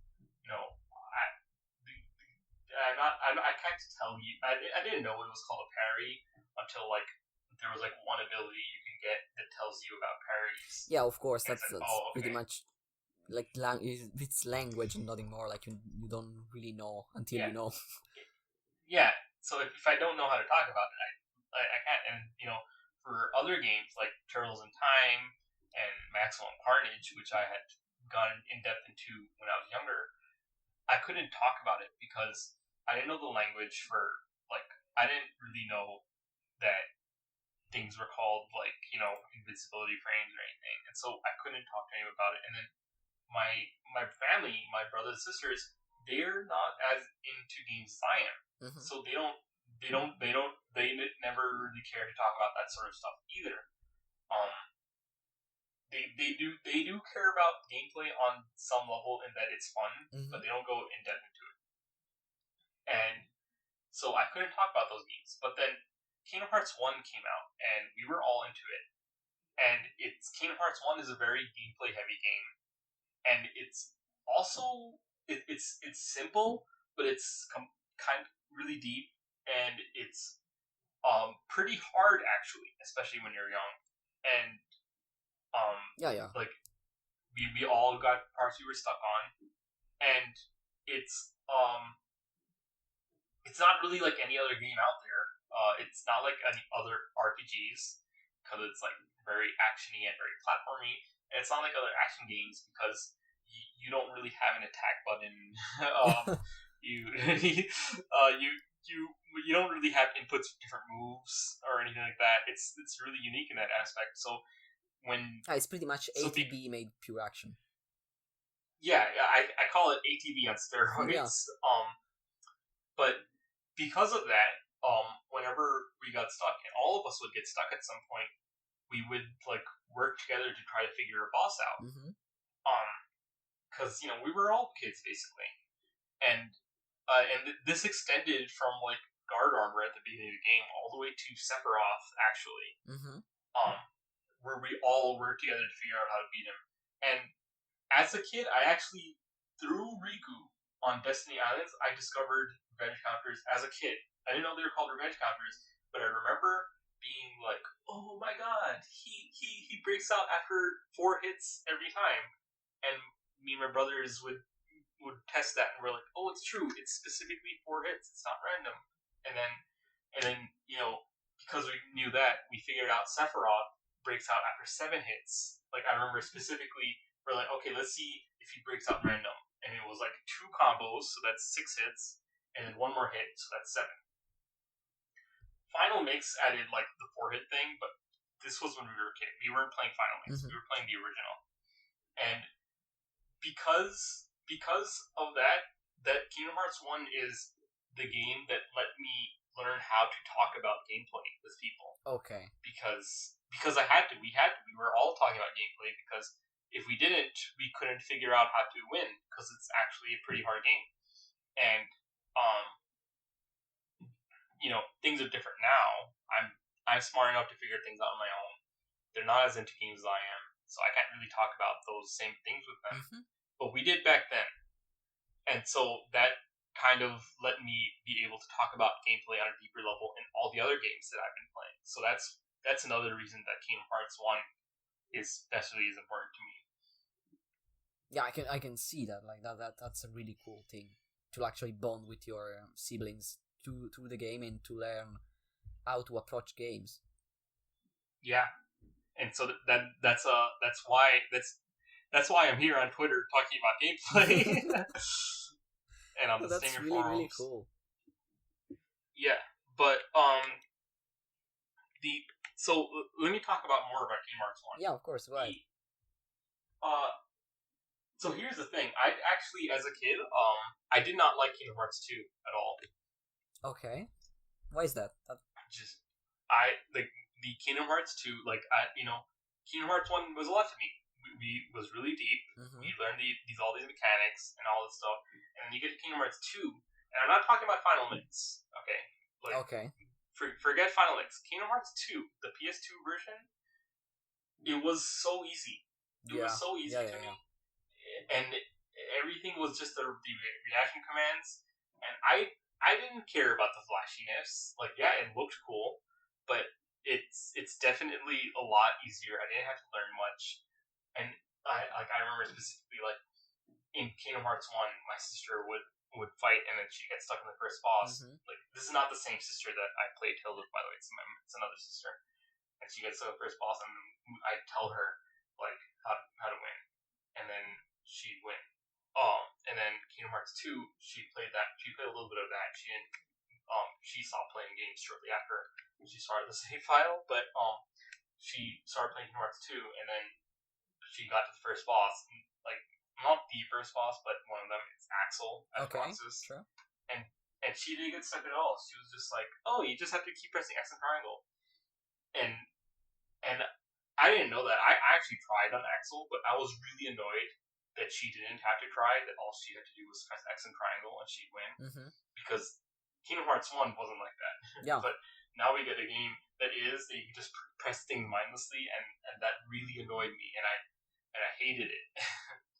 I beat Kingdom Hearts 2 eventually, but I kind of, like, fell out of love with the series at that point. I was like, if they're going to keep doing this, then I'm not with it. Mm-hmm. Eventually, we got the Final Mix versions, though, so now Kingdom Hearts 2 Final Mix, I'm like, okay, yeah, that's a really good game. But back then, I didn't. I liked Kingdom Hearts 1 way better. Mm-hmm.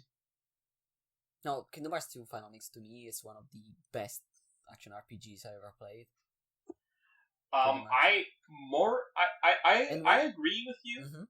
Like, Kingdom Hearts 2 Final Mix is really, really good, and for the longest time, it was my favorite in the series. Mm-hmm. But I still have issues with it. I think the best thing it does is how it approaches difficulty. Like, I love how critical mode does difficulty. Like, you always have tools from the start. Yeah. And you never ever fight HP bloated enemies. You still do a lot of damage, but the game is still extremely hard because they kill you in pretty much 2 hits, and you really need to pay attention.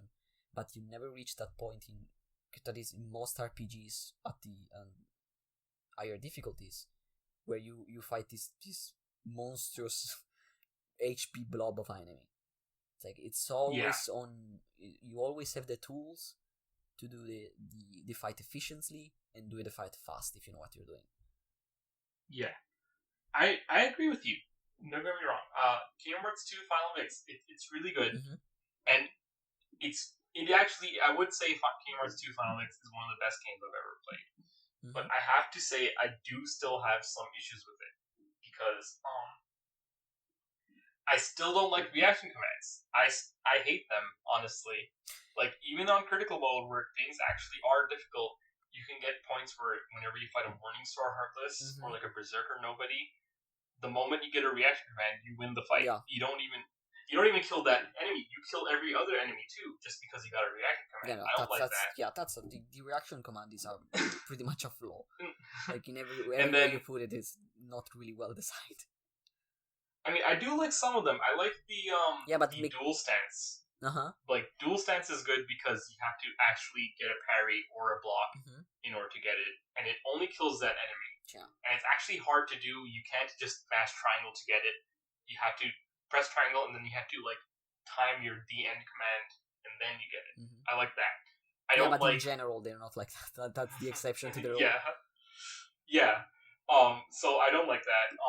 And then the difficulty curve is a little bit wonky because you get near the end of the game, you fight really hard bosses like Zaldin.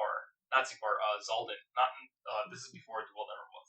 So you fight like Zaldin, for example, and then you're like, oh, that's really hard, and then you go to the Tron world, and then you fight MCP, which isn't even really an action game boss. I always forget that thing exists.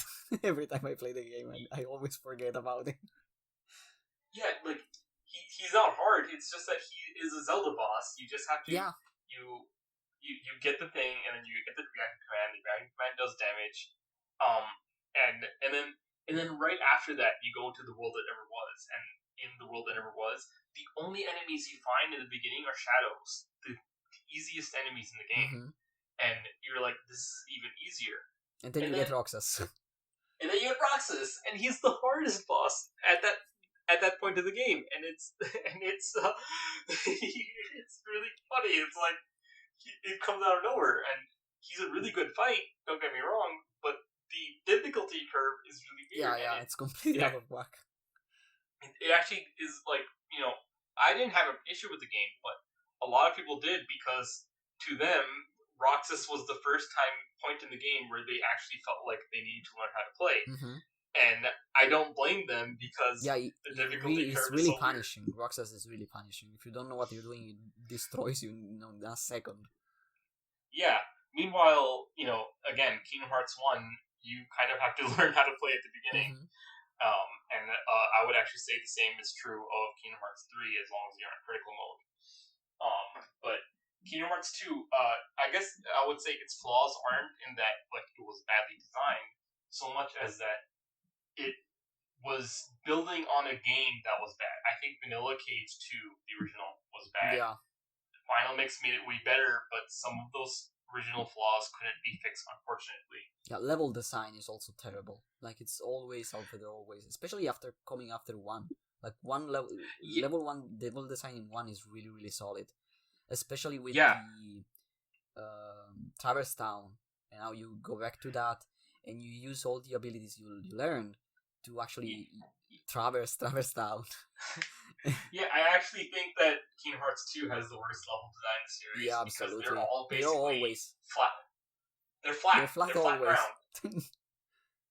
And it's really weird, because if you know the history of Kingdom Hearts, Kingdom Hearts was supposed to be a competitor to Mario.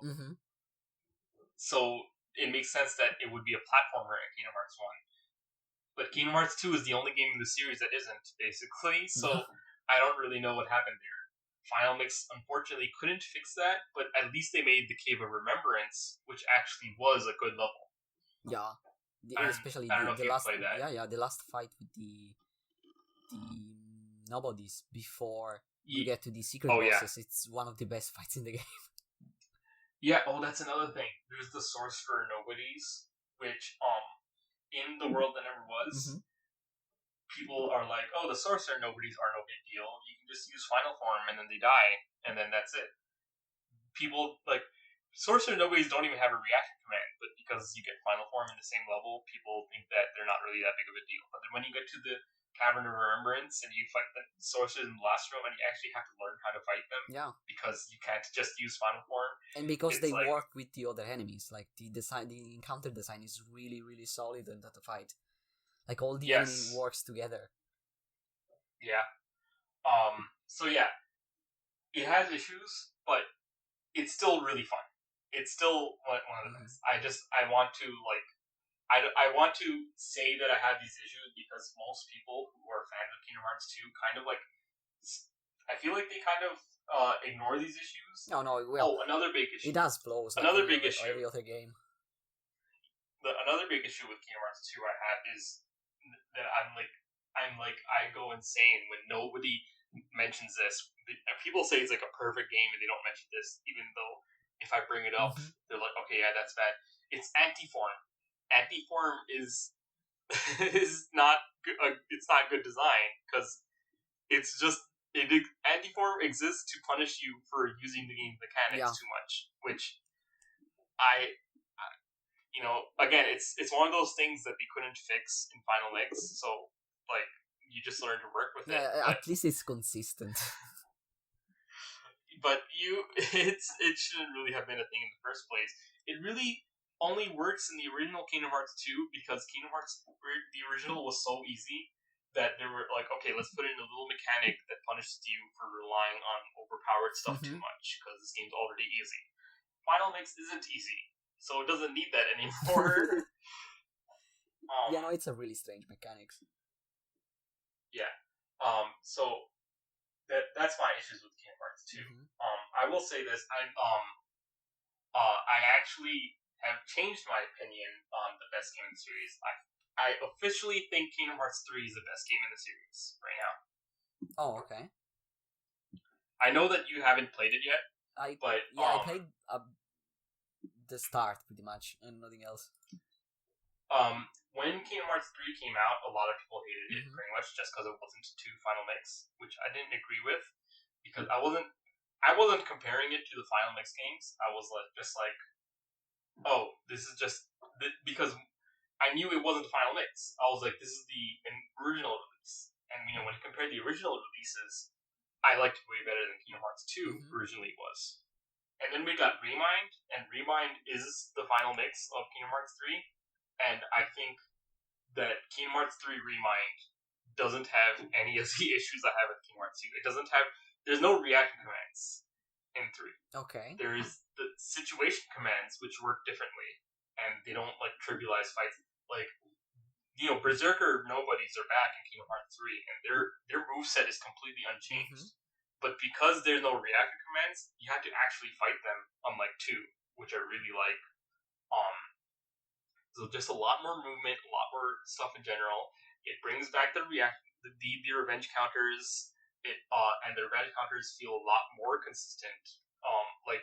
In Kingdom Hearts 2, when you had a revenge counter, you had to specifically make sure that when you trigger the revenge counter, that it was with an attack that is gives you enough time to react. Yeah. Or if you couldn't do that, then you had to make sure to avoid triggering it at all, because if a revenge counter comes out immediately and instantly does damage to you for most attacks, for most fights. In Kingdom Hearts 3, it's a lot more viable to trigger a revenge counter and then cancel out of it into a dodge or a block, because in Kingdom Hearts 3 you can cancel anything into a dodge or a block, and that makes it feel a lot more cool. It makes it feel more like God Hand, actually, in a sense. Or like Tales, actually, because some Tales games do similar things. So I like that more. And then the Remind exclusive content is funny because it does things with the bosses that Kingdom Hearts 2 was only able to do because it had reaction commands. They specifically recreated some situations from Kingdom Hearts 2, and they did it without reaction commands. Oh, so that's they were really cool. you have to actually learn the mechanics in order to get through this. There is specifically some same exact attacks. There are certain attacks in Kingdom Hearts 2 where the only answer is to do the reaction command. You get it. And in Kingdom Hearts 3, those attacks come back, but there's no reaction commands. So you have to actually figure out how the heck you're supposed to dodge or block it. And I really like that. And I like it better than 2. I know a lot of people would kill me for saying that, but it's true. I like Kingdom Hearts 3 better than 2 now. No, I really need to get into it. Yeah, if you get into it, get the DLC. Yeah, I already got everything. Yeah, the DLC. I got really interested with the secret bosses with the Remind, and I started to play. It didn't really click to me at the start, and then I got distracted by other games. But I really need to go deep into it. I mean, you should start a new game with a DLC and then use the pro codes system, because the pro codes really show you that the game is designed so that you can beat it at minimal stuff. Also, it has a pro code called default status, which I like way better than the no experience ability, because what default status does is it treats your stats as if you're at level 1, no matter what level you actually are at. So you can use this so that you can level up to get the abilities you get from level ups, but you're still technically level 1. Okay. And that's interesting because, level 1 is a good challenge in Kingdom Hearts games, but, because of the fact that a lot of abilities are exclusive to level ups, that means that level 1s are, on some level, technically less deep than a regular run. That's not true in 3, because you can still level up and get the abilities, and if you want a level 1 run, you can still do default status and play with those abilities. So that's really interesting. Yeah. I really need to get into that, because after 2 I pretty much didn't care anymore. Like I played Birth by Sleep, completely hated it, and then like didn't really care about playing Kingdom Hearts on DS or 3DS, and so I did fuck it. Just kept playing 1 and 2. Yeah. I mean, I get that. I actually, to be honest, Birth by Sleep is actually the only one I don't like. Mm-hmm. I actually do like the DS and 3DS ones, just not on the same level as 1 and 2. But I also really like I think the best one besides 1, 2, and 3 is, in my opinion, Chain of Memories. Yeah, I saw a lot of stuff on Twitter from you. Yeah, I have gone in on Chain of Memories. Like, I think that anybody who doesn't like the game it's a just lot doesn't more, give it a chance. It's a lot more deep than it appears. From what I saw you do on Twitter. Yeah, it's very interesting. It has like the knockdown mechanics actually matter more than a regular Kingdom Hearts game. Juggles matter more than a regular Kingdom Hearts game. And all that stuff. It's just you have to. It's not really an action game. It's not really a card game. It's not really a regular RPG. It's just one of those weird things that like I really like weird games like that. If you know my taste is games that don't do things that other games do. Yeah, you can see that with Tales, H1. Yeah. Actually, here's a little secret.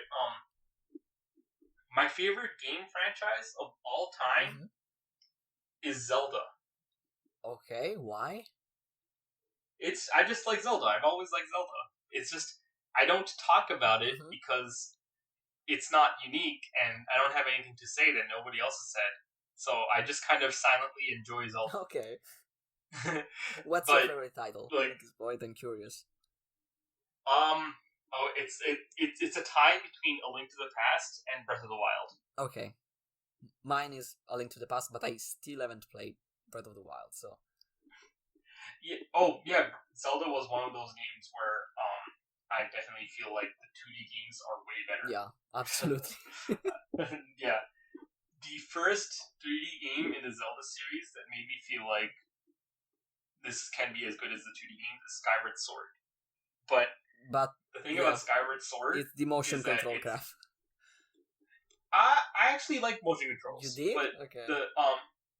But the thing is that I didn't like it because of the motion controls. I liked it because of the design besides that. Because it's actually more of an action game than your regular Zelda.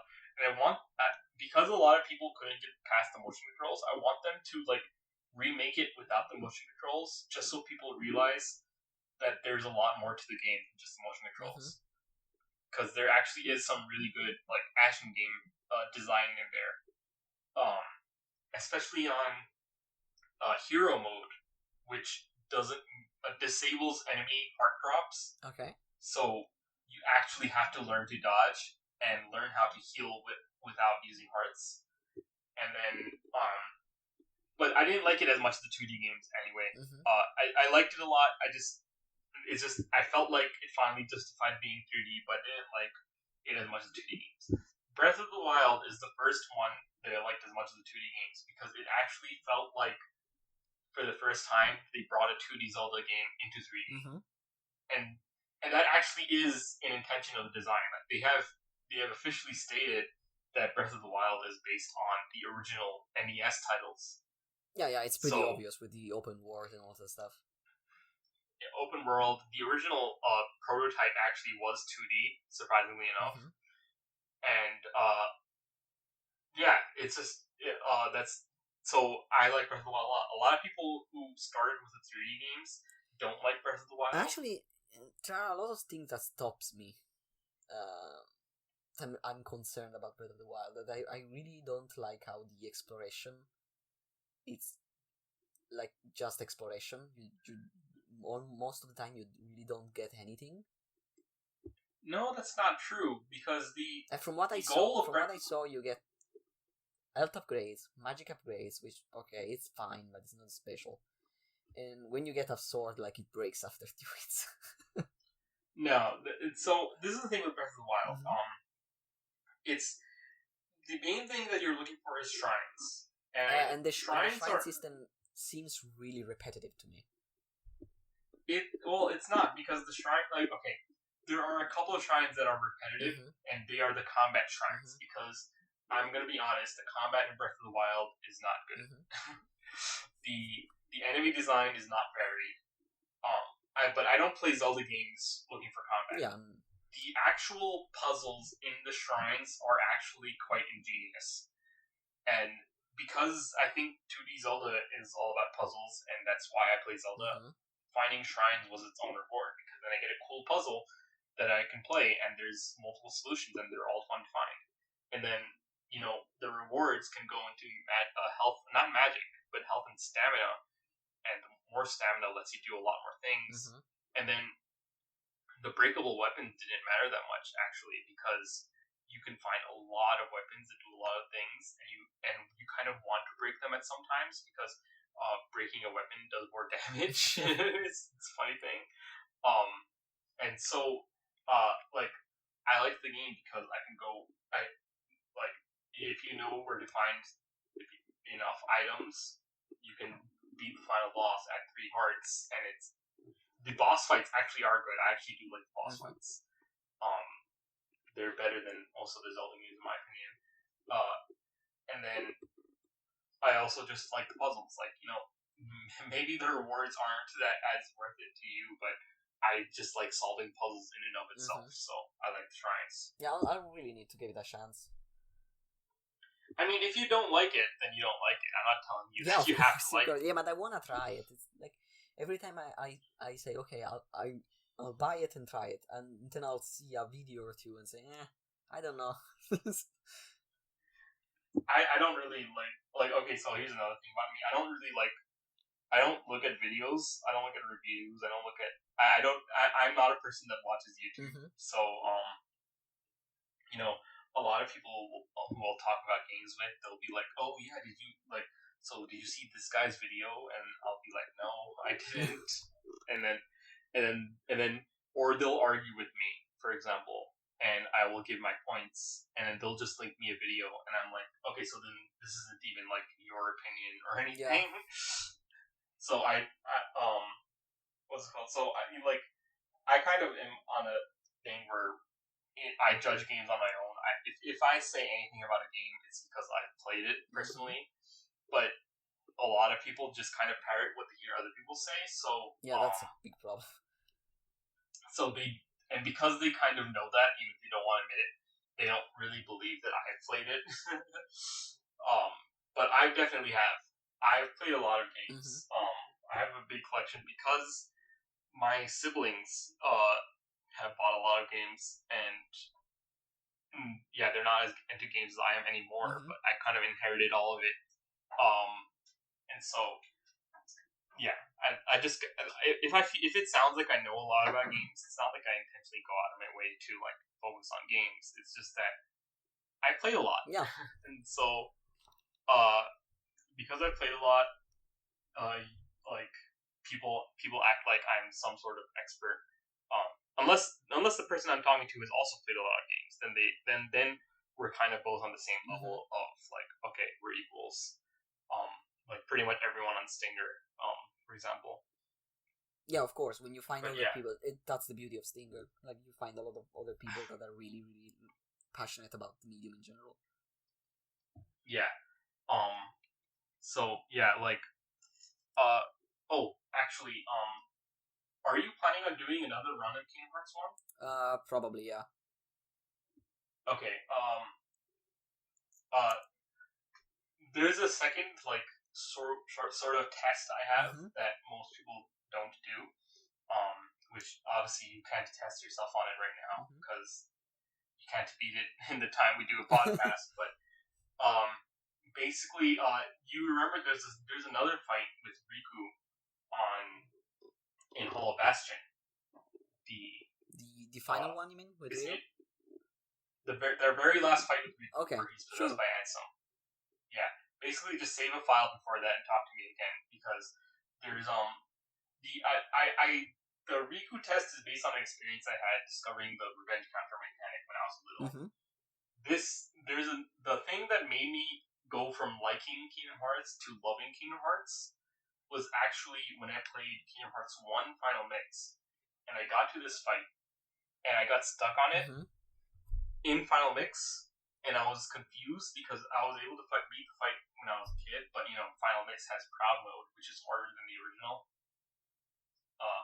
So I didn't know what to do, and then just like with Destiny Islands Riku, I ended up discovering another new mechanic. Okay. And now I'm curious because the final fight with Riku is one of my favorite fights in Kingdom Hearts 1. Yeah, it's a good fight, but I had to discover this mechanic to win in Final Mix, and realizing that there were still things like back then, because I didn't really talk to a lot of people that were into games as I am, and they all kind of treated me like I was the expert. I kind of was feeling like, okay, well, I guess I just know everything about this game. Okay. Because I know more than anybody else that I know, and so I play Final Mix, and I get to Riku, and I'm stuck until I discover this mechanic, and the mechanic lets me win. And I'm like, oh my god, I discovered a new mechanic in a game that I've played the best feeling in the world. Yeah, and it's a 12-year-old game, and I played it multiple times, and I just discovered something new, and that's when I realized I'm not an expert at all. I'm just passionate, and so that's really pushed me to playing and replaying so many games and trying to discover things, because I definitely that's the beauty. I don't know that's everything. The beauty of the mechanically deep games. You always find something new. You always find a new strategy or something new. Now to apply it, or a new mechanic you really didn't think about, and it's really, really one of the best things you can find in action. In action game especially. I love action games because, whenever people talk about games as art, they always try to talk about how well games tell their stories. Yeah, no, it's not. Or how well games look visually. How you approach gameplay and how it speaks to you in a different language, through the language of gameplay. Yeah, I think the way that you can prove that games are art and a justified existence, because it'll do something that no other game can do, is to just take an action game, take a good action game, and have two people play it side by side and watch how different the game looks. Exactly that. I completely agree. The game is completely different depending on who plays it. That's how good action games are, and that's why I love them. That's the beauty of games why I test in general. The input of the player changes the game completely. Yeah, I mean, what's it called? It actually works with any two games. I just say action games because it is the most obvious. Yeah, of course. For example, I haven't really put any videos of my Devil May Cry gameplay, but because I'm a Kingdom Hearts 1 player, I actually focus on parries a lot in Devil May Cry. Okay. And in fact, in Devil May Cry 5, I consistently get the Parry Prince and Parry King bonuses. And I know a lot of people that actually that call themselves huge Devil May Cry fans, and they focus on stylish combos and all that stuff, and they're completely unaware that the series has parries. But what's it called? The first boss in DMC3 teaches you how to parry. Cerberus? No, the Agni and Rudra? No. What do you the boss on Mission 2? That then comes out as a normal enemy, the one with the scythe. Oh, the Grim Reaper. Yeah. Yes. I agree, but people beat him without parries. They just I feel like they notice that their attack bounces off, and they think that he just blocked them, and then they don't really notice the fact that it actually is beneficial to the player. So they don't really notice it as parries, but parries are actually a big part of the entire series. And Devil May Cry 5 actually has a trophy for parrying Cavalier, or whatever it's called. Yeah, Cavaliere Angelo. And yeah, when you parry him, you get a trophy for it. Mm-hmm. But people just somehow avoid getting parried or parrying, and they don't realize the game has parries. Mm-hmm. So I remember, like, I want to talk about parries right now because parries are kind of like a really invisible mechanic. Because I remember when I got Firma into Kingdom Hearts, and he made a thread on it on Stinger, and he mentioned parries. He said it was similar to DMC, as in like the bad one called DMC. Okay. And I was like, no, it's actually in the parries are actually in the whole series. It's not a DMC exclusive thing. And then that's just for Devil May Cry. There in Kingdom Hearts fans also there are a lot of people who act like parries are only in 1 or only in 1 and 2, even though it's actually in 1, 2, and 3. Yeah. And actually 3, one of the Remind bosses definitely intends for you to parry it instead of block it, but people actually still think that it's a mechanic that doesn't exist anymore or something, and I'm like, no, that's not true at all. Actually, parries are even better. Like, that's one of the reasons I like 3 better than 2, is because parries are even better in 3 than they are in 2. Mm-hmm. And as a Kingdom Hearts 1 player, I like that. So parries are just a mechanic that I personally like a lot in games. Yeah, that's another thing with different people playing games differently, and that's the art in it. I brought it up because it was just an example of something that I focus on. Yeah, maybe your own style. Yeah, I don't think it's a problem that people think parries don't exist in Devil May Cry. I just think it's interesting that they never run into it, but they still play well. Yeah. So it's and really that's the beauty of it. Like the fact that you can have all these different style and still be. Yeah, and they can tell me things that I didn't know. And it's really good. Like, I have a friend who's currently going through the Resident Evil games, and they were telling me cool things that I didn't know, even though I've grown up with Resident Evil. But then I've been telling cool things that they didn't know, like the fact that in Resident Evil 4, the game actually has a dynamic difficulty. Yeah. Most people don't know that. Stuff like that. It's just, I mean, like, for a lot of games that have different genres, I like sharing them.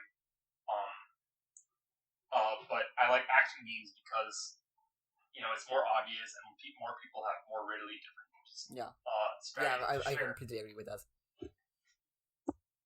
And the thing is, I want to do this with RPGs as well because, I like RPGs, action or not, and I want to share my strategies with RPGs. But the thing is that people kind of act like there's just one answer to everything with RPGs. You have different styles even in RPGs.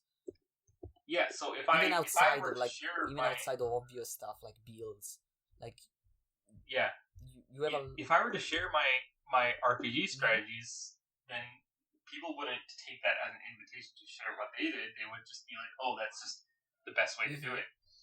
And that's the problem with the mentality we were talking about earlier. Yeah, actually, let me talk about a turn-based RPG. Yeah, go ahead. Bravely Default. Have you ever heard of Yeah, I played Default? one.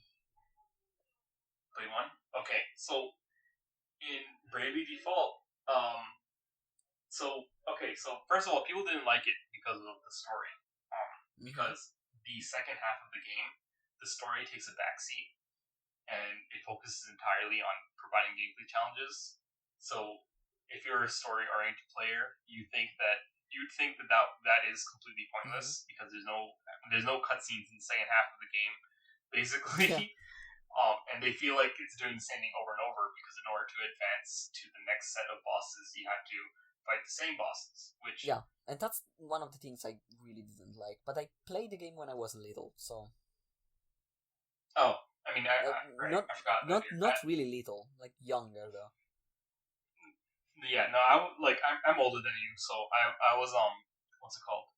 I was more into the gameplay, and I actually I don't care that you had to fight the same 4 bosses because those bosses go by in less than a minute. No, yeah, I still was like with Bravely Default. When did it come out? I was It was into like the 2000. gameplay, but I really couldn't stand the repeat boss fights. So the thing is that there's these 4 bosses that you had to fight again and again, but they're over in like a second when you refight them, so it's not the big a deal. And then there's these the asterisk holders, which you technically have to fight the same asterisk holders again, but they're not actually the same boss fight. They have completely different move sets and stats. And in an RPG, that means they're a different enemy. Like when you fight a black mage in the beginning of the game and he only uses fire, and then you fight him again in chapter 6, and he's using like meteor and debuffs, that's a completely different fight. So I don't agree that it's fighting the same thing over and over again. I think it's just people who... To be fair, I really don't remember enough about the game. I should really replay it. I think you should, because this is the challenge. Like the first 4 chapters of the game focus on the story, and then the second 4 chapters of the game, the story is basically done until the final dungeon. And what they do is, the challenge at that point is to fight all these asterisk holders again. But what they specifically do is the asterisk holders make up different builds, different parties. It's like you're fighting other players and what builds they've made.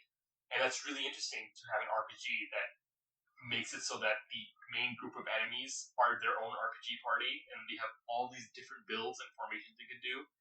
And like even if it's the same character, okay, that's really interesting, and suddenly... I had no recollection of that.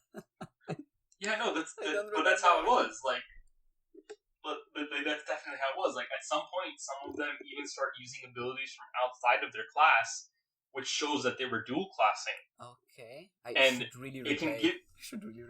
And it can give the player ideas on how to build their own party, but also it just generally feels like you're fighting against a bunch of enemy players, and it was really cool to me, and I love that a lot. Really Default is one of my favorite RPGs for that reason. But story-oriented people don't see it that way. They just see it as fighting the same people over and over again. So that aspect was lost on them, so they hated the game for that reason. But it's one of my favorites because of that part of the game, because I understood what the gameplay challenge was that they were going for. Yeah, I should really replay it. I remember liking it. I remember really liking it and really getting annoyed by the repeated boss fights.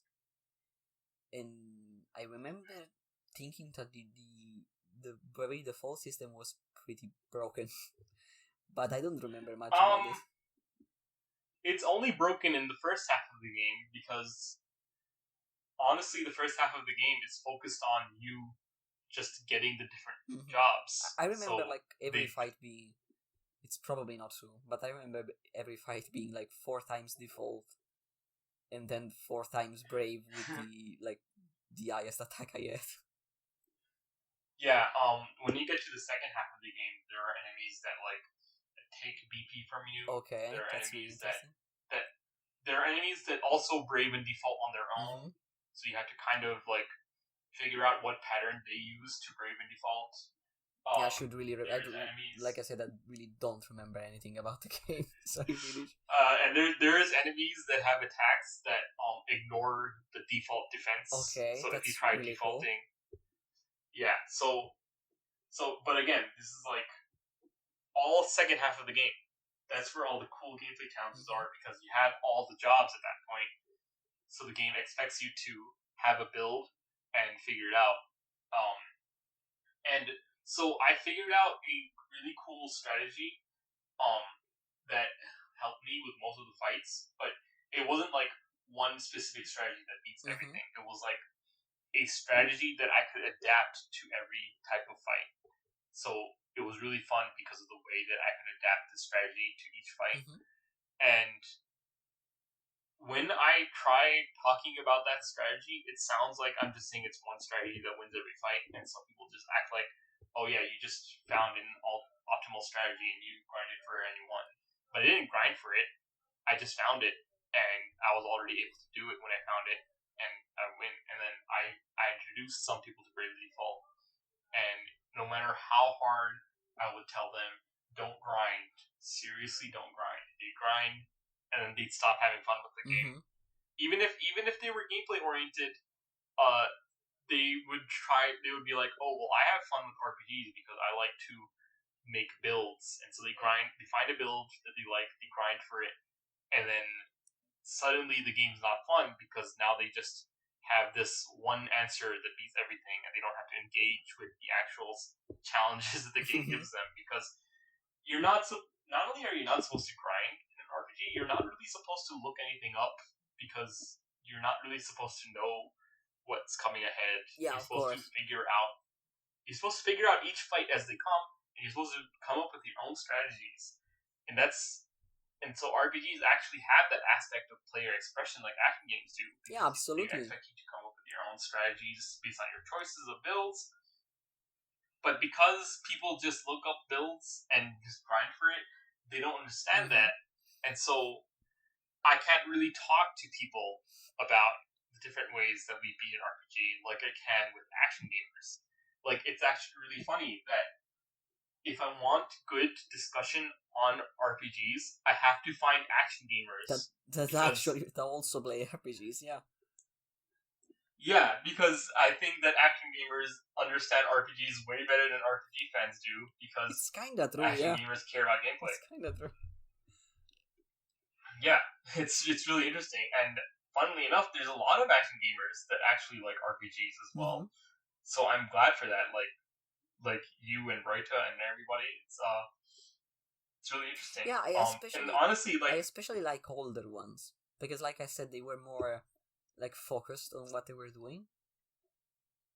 Modern one, I usually don't like modern RPGs, especially modern JRPGs, because I found them too bloated. Like the same thing with the SF I was talking before. Like I found them way too bloated. I mean, I'm not saying you're wrong. I just don't really agree. But on the other hand, I also don't really play all the mainstream ones. Like, the only mainstream JRPGs I play are Final Fantasy. I think Final Fantasy is still pretty good. I actually don't really think there's a bad Final Fantasy except for 2, which is one of the oldest ones. But 2 is not that 2 is bad. That the system is completely broken. Like, the level up system is completely broken.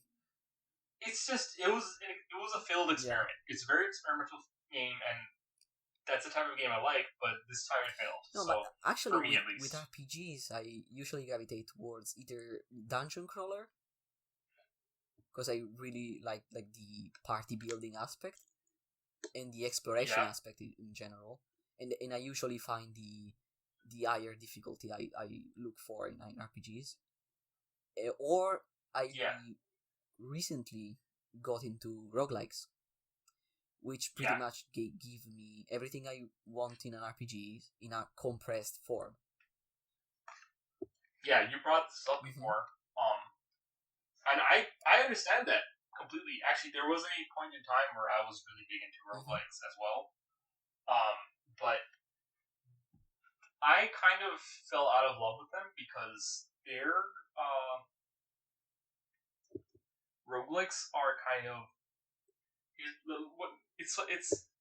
I like the dungeon crawling and exploration and all that stuff, and I do think that there is an appeal to roguelike, and there are some roguelikes I still go back to, but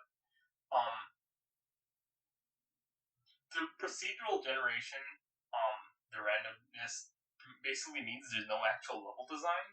Yeah, sure. And so there's a lot of times where there's a bad dungeon layout, and it's just kind of annoying, and a lot of people just kind of live with it because it's random.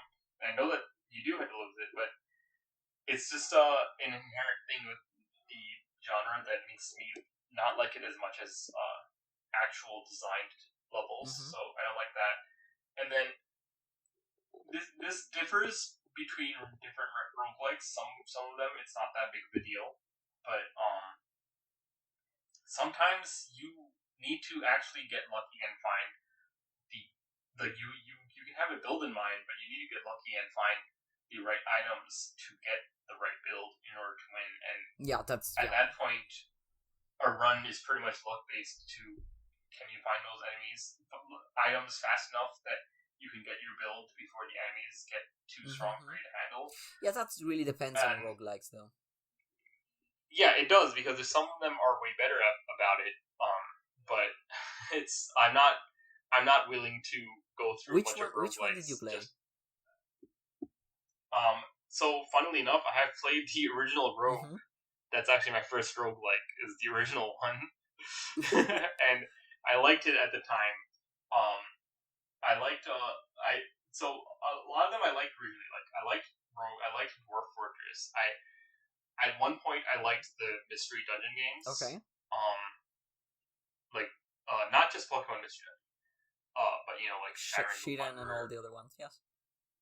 Yeah. There was like one more. It was called Azure Dreams on the PlayStation and Game Boy. I used to like that one. So it's a lot of really old roguelikes. It's just the thing is that one of the other things is that what made the roguelikes appealing to me in the first place was the reputation they had of being like infinitely replayable. Like, because they're random, the dungeons are random every time. You can replay it so much and get new experiences every time, and that sounded appealing to me. And then I would play roguelikes, and then I would beat them. I would play them to the end. I would beat these roguelikes, and then I just never have any desire to touch them again. So it didn't feel replayable to me. I understand that it is replayable. It's just I personally don't have the desire to replay a roguelike once I'm done. So it doesn't actually hit that level for me. For me, a replayable game is a game with actual level design, so that I can learn the level design. The only roguelike that I play now it's a roguelite, not even a roguelike. So it's not even really an RPG. It's FTL, Faster Than Light. That's the only one to play these days because it's the only one that actually feels replayable, and that's pretty much because it removes the RPG elements. Yeah, pretty much. And so yeah, and it also doesn't really feel like there's any sort of bad level design because it doesn't have levels either. It's pretty much just a series of random encounters. So yeah, that's the only one I like nowadays. I used to like a lot more. But it's not something I'm willing to put any time into these days. No, I prefer. That's a really fair point. Actually, I found the same things with a lot of roguelikes. I recently discovered the DCSS, Dungeon Crawl Stone Soup. I've heard of that. And that fixes a lot of problems. Like it is designed to be completely based on tactical play and to eliminate fluff and eliminate everything that could be too much in RNG, like too much variation on RNG. It completely focuses on eliminating everything, pretty much. Yeah. And actually, there is this. Yeah, go ahead. Well, yeah, keep going. Oh, okay. I was gonna say that's one of the reasons why I like FTL, because the FTL is actually literally programmed such that at least for the first half of the levels, they only give you encounters that you could theoretically win. The end game, you do need to have like a proper build, and some builds are impossible to win with, but like for a good part of the game, it only gives you levels that are good, or you're programmed to win.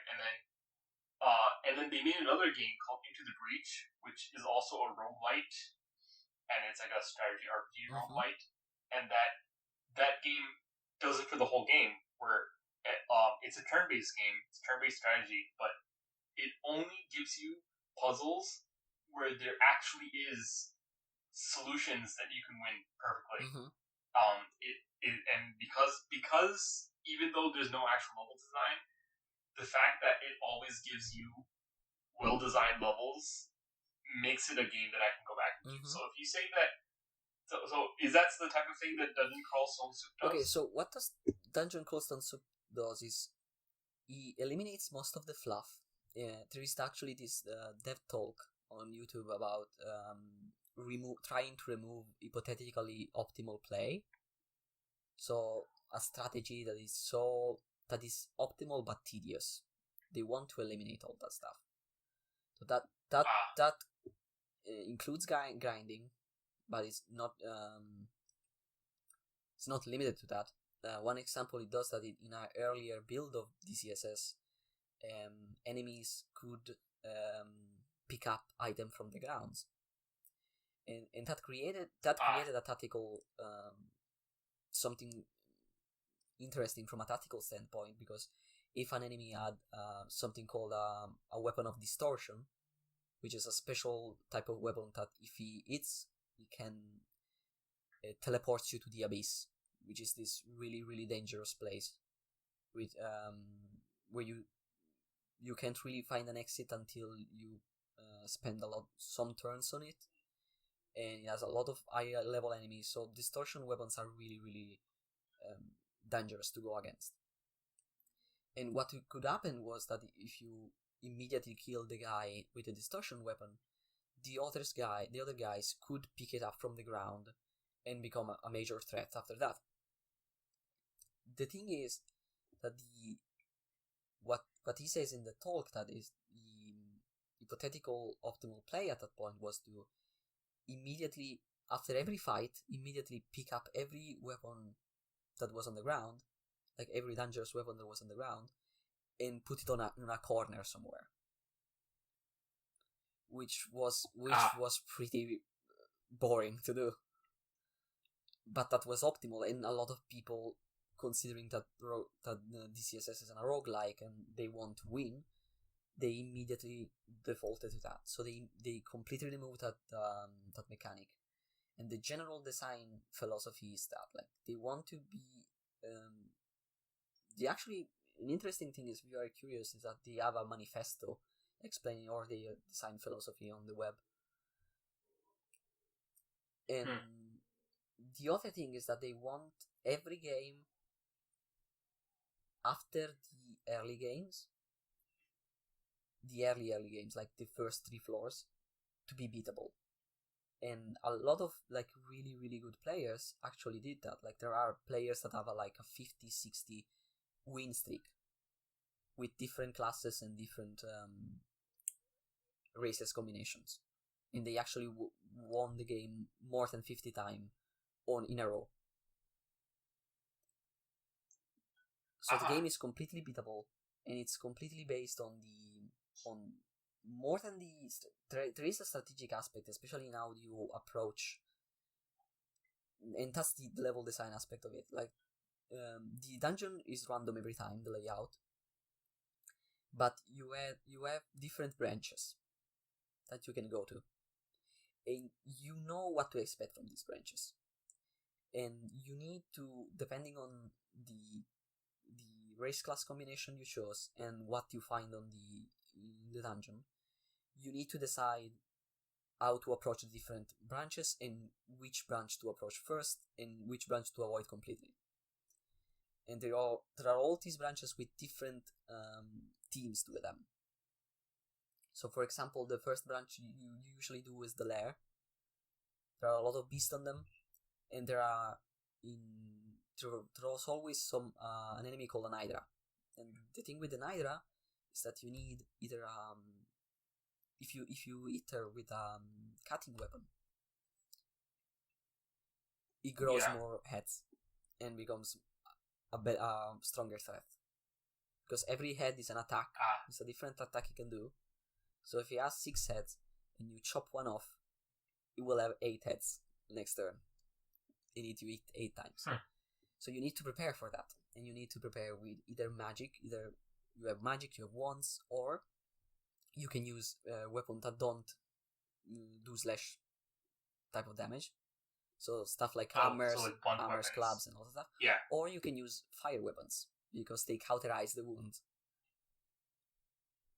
Oh, that's interesting. And then there's other branches like that. Like, for example, there is the spiders branch, where, of course, it's full of spiders, so you need a lot of poison protection, and you need to be fast enough to deal with the spiders, and have some kind of crowd control.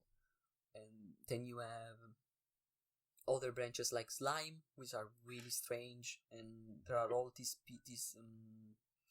slimes that fuse together and become really, really stronger. And then you have these floating eyes that can malmutate you. They can give you bad mutation, which is a lot of different random stuff they can give you, which is really, really they can make the game really, really difficult. Like they can cut out your your armor class, or they can make it so you teleport randomly, or all this other stuff. And then you reach the final end, the final level of slime, and you get a specific boss, which is the Slime Queen, which works in a specific way and requires a specific strategy, because he actually summons more and more enemies. So you need to position yourself properly so the enemies' spawns don't immediately surround you and all that stuff. So it has a lot of strategic from that point. And while it doesn't have the enemy level design, because it's random, it always has these branches. So you need to approach them differently, and they're always the same in a way. Yeah, that's actually similar to what FTL does. FTL literally has branches too, and the branches are the different sectors that have different types of enemies, ships, and you always know what to expect. So, if you say that, if you say that it does this, then that is kind of answer my question. It does basically the same thing. And also, I'm glad to hear that it has a variety of enemy design. Because that's kind of the key that even a lot of people who are gameplay oriented kind of miss, is that even if you have really good mechanics, it doesn't matter much unless the enemy design is good too. But it sounds like it is, so yeah, it does. And actually, the enemy they can be either easy or hard depending on the class combination you choose. So, for example, you can find like gnolls in the first 2-3 levels of the dungeon. The first 2-3 levels of the dungeon, you can find gnolls. And if you are playing something like a Minotaur Berserker, which is a really, really strong melee class, you will not have any problem with them. But if you are playing like a squishier character, like a mage, they suddenly become a real problem, because they usually are in pack, and they can throw nets that stop your movement. So if you're playing a caster, most of the time you completely avoid the gnolls until later, and so you go through the dungeon in a different way depending on what class you chose. So it's a really, really interesting game. And then you have all the tactical aspect of it. So depending on your build, you also have, other than melee, you have the wands, you have potions, you have scrolls, and all that really give you tools to approach different enemies. Yeah, even if I'm not really into roguelikes anymore, I will probably give this a shot now that I know about it. Yeah, you really should. Like, I recently got into it. I got my first win with the Minotaur Berserker, which is pretty much the easy mode. And now I'm working on learning how to use mages properly. Yeah, I mean, the thing is that I'm not into roguelikes because most of them have these problems that I have. So I'm not really willing to go through roguelikes trying to look for ones that have what I want. But since you're recommending this to me and it has all these interesting things, then I will give it a shot. It's just I wouldn't have found it on my own. Yeah, definitely give it a try. It's a really great game. I think they changed some stuff regarding food now. Didn't really try the new version. It's a new version I think they removed food entirely. Interesting. Which is, I don't know how, because food was never a problem in the CSS. You pretty much you will pretty much never die from hunger. Yeah, because that's a classic thing in roguelikes where you needed food to, or else you'd starve. Like even the Mystery Dungeon games had that. I've never actually had a problem with that mechanic, honestly. Yeah. Even in classic roguelikes, like Rogue itself, I never really had an issue with it. So it's interesting that they would remove that entirely. But maybe it's because people didn't care about it that much. Yeah, the thing was you only cared about when you were spell casting, because spells had food cost associated with it, depending on the level of the spell. But it wasn't really a big problem, so I don't know how they changed it, because they always said they wanted a clock mechanic to avoid people wasting too much time. So I don't know how they changed it. Like, I know they removed it, but I don't know what type of clock they put in the game in its place. That's but the thing is, I don't think the game needs a clock, to be honest, because you really can't grind in the game. Yeah, I think like enemy don't respawn, so you can't really grind. Yeah, that's another thing with classic roguelikes. It's interesting. I don't really understand it. Like classic roguelikes, they have the food mechanic, which prevents you from wasting time, but it's not really a problem because they're not you can still clear every floor, and still have enough. Yeah, in most of them, yeah. Yeah, and then on top of that, a lot of them have what's it called? A lot of them have a mechanic where if you spend too much time, even without the hunger, then it'll spawn like a really difficult enemy that forces you to go to the next floor. And that's kind of interesting too, because like obviously it's like kind of scary when it happens, but you'll never really run into the enemy either, because when you're done with the floor, you still have plenty of time before the enemy spawns. So, it sounds like Dungeon Crawl Stone Soup having the timer is just another thing where they don't want you to spend a lot of time on the floor, because that's what roguelikes don't want you to do in general. But I don't know, maybe I'm not experienced enough the game to see what the problem was. But the thing is, you can't grind because enemies don't respawn at all. So I don't see the problem in having or not having a clock. Yeah, it's actually really, really interesting that roguelikes don't want you to spend too much time, because there's not that much to do on each floor. Once you're done with the floor, but in some old roguelike you could grind. I'm sure there were certain roguelikes in NetHack especially. I never played an NetHack, but I noticed there was this thing called slime farming in NetHack. I've heard of that, yeah. Actually, I have a friend into NetHack, so I've heard of that. Where you pretty much like eat a slime with the lowest damage weapon available, and made it so you duplicated, and then you duplicate it again and again and again and again, and you had all this like free XP you could go back to when you needed it. Yeah, that's interesting. But it's just whenever stuff like that happens, it's always like unintentional. It feels like they design it so that there's only a limited amount of stuff to do on each floor, and then on top of that, they don't want you to spend too much time, even though nobody would. And a lot of them are like turn based too, instead of like real time. So you could spend a long time deciding what to do on your turn, and that's okay. But taking a lot of turns would waste your hunger and spawn the hard enemy or something. But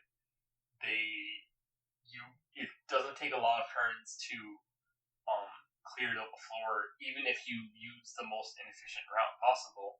So I mean, I'm not like a roguelike person, so I don't really understand. Maybe there's something else I'm not getting. Maybe there is. I'm not experienced. I'm not that experienced with the genre either, so maybe there's something we're missing.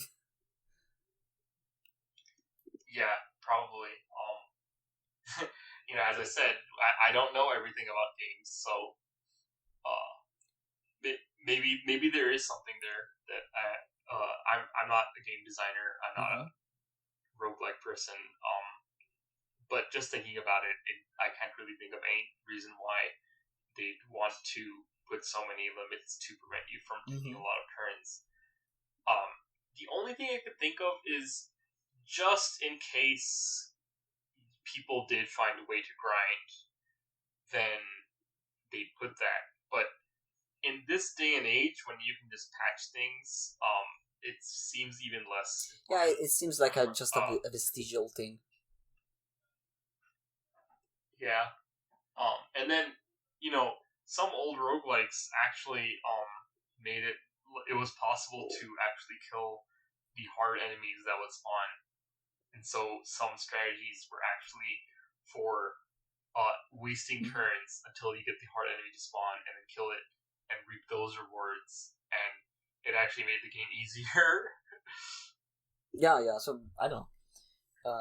I think it was in a earlier build of Dungeon Crawl Stone Soup, you could grind, because in that talk I talked about earlier, the dev said that the skill system was different, and you pretty much leveled up what you used, so you could grind in a way. You could like stand still in a corner and cast magic all over and over and over again to increase the power of the spells. But that was removed a long time ago, so I don't know why they kept the food. So, it has been more than 2 hours, almost 3, actually. Yeah. Well, you've just been talking. I just actually was looking at the time myself. I was going to say. So I was curious about one last thing before we close. Yeah. I heard you talk about Monster Hunter sometimes. Yes. I was actually just thinking about it right now. What do you want to know? When did you with which game did you start, and what do you think about the new games? World specifically. I started with Try on the Wii. I played every game since Try. I played the one on the PSP. I played the ones on the Wii U. I played the ones on the 3DS. I played World, and actually, my favorite Monster Hunter is like a tie between 4 on 3DS and World. Okay, so we're and I know completely different. A lot of classic. I know a lot of classic Monster Hunter fans don't like World, but I'm one of them. So, there's one thing where a game tries to. Okay, so I'll say this: there's one thing I don't like about World at all, and I hate it. I hate this. It's like the reaction commands of World. I don't like damage numbers. Okay. I turn them off, and I wish that there wasn't even an option to turn them on. And I think, and I tell people who are getting into this game, I give them the advice to turn damage numbers off, because it definitely makes people play worse, because it makes them focus on their damage output rather than learning the monster. I agree with that completely. Yes. So I turn it off though, so I kind of forget about. To me, it also there. And I play solo. I play solo a lot, so I don't really run into the people that play worse with damage numbers on. So it ultimately doesn't affect my play that much. So I like it, but I still think in the future they should not have damage numbers. But besides the damage numbers are the only change I don't like. There's a thing where when a game gets more popular or aims to be more popular, they make changes to the mechanics to try to appeal to more people, and that's usually a bad thing, and that's where damage numbers come in. But there's other changes which I actually like. So, for example, I like how sonic bombs and stuff are just on your slinger, so you can just so it just becomes part of your the quality of life stuff I have no problem with. And the thing is that it's not something that makes the game easier. It makes the game on some level it makes the game easier, but it makes it it easier without losing the engagement. Like, you still have to pick your Sonic Bomb and then use it when Diablos goes underground. It's just it. So I like that. And then the changes to potions. They made it so that you can now move and dodge when you use a potion, which some people say, oh, that makes it easier. But now potions take a lot more time to heal, and you have to commit to them if you want the full heal. So it doesn't actually make it easier. It makes it more easy for people to get into it, but it's still pretty engaging how you have to find a way to heal. And if you have to cancel the heal with a dodge, then you don't get the full heal, and that's interesting. Besides that, I think the monster design is pretty much still on par with what it has always been. I disagree with that.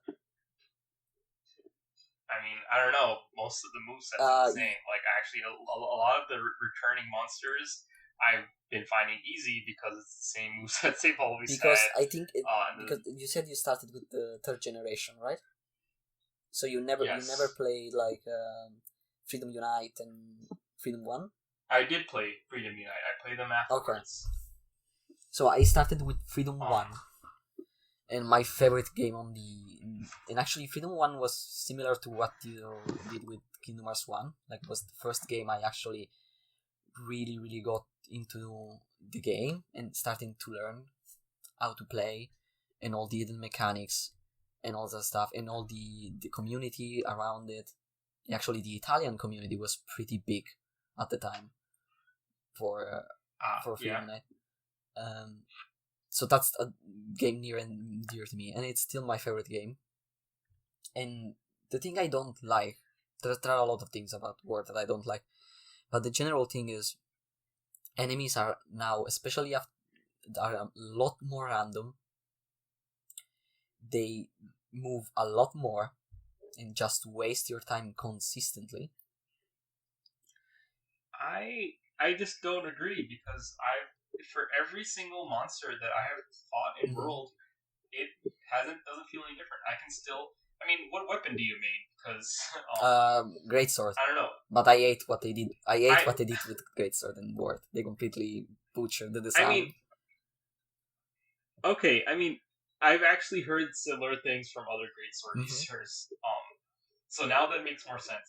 I don't agree, but I am a longsword and a hammer user. So no matter what, I am able to constantly do damage and dodge at the same time. So the fact that these enemies move more, it doesn't affect me. I can still dodge them consistently. The thing is, it makes them a lot more random, and it makes them a lot less consistent in speedruns, unless you completely stunlocks them, which was something that didn't really happen with all the older generations. I mean, I don't know. I don't play for speed or efficiency, but I do play for consistency and for my playstyle, and I have been able to consistently learn every enemy to the point where I can basically do no damage runs of every enemy before. No, you can definitely do that. They are consistent once you learn them, but they just don't feel random to me. I've not put a lot of time into Iceborne, so I can't really talk about those monsters. No, I didn't play Iceborne either. Yeah, in the base game, I've not found them to be very random. I pretty much am able to predict everything that monsters do, and it's the same for every other Monster Hunter. After I spend a lot of time playing, I stop getting hit, and then that's how it is. So if you say it's more random, I'm not going to say you're wrong, because you have a completely different playstyle and weapon. I mean, it's not about weapons. It's about if you compare, like, take the Tigrex, for example. Compare the second generation Tigrex, so from Freedom Unite, to fourth generation Tigrex, so either For You or Ward. Yes. The Tigrex in second generation, after every charge, every charge, if you knew what you were doing, every charge was an opening. Yes. And you could either charge an attack with the greatsword. You can do the triangle, fade slash, angled, so you hit the head as he turns around with the longsword, and a lot of other stuff. You could time the triple pound.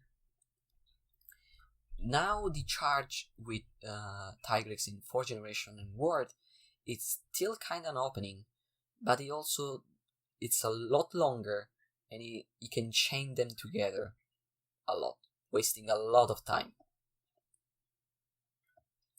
Well, I know what attack you're talking about, and he can even like do an alternate animation in Charging World.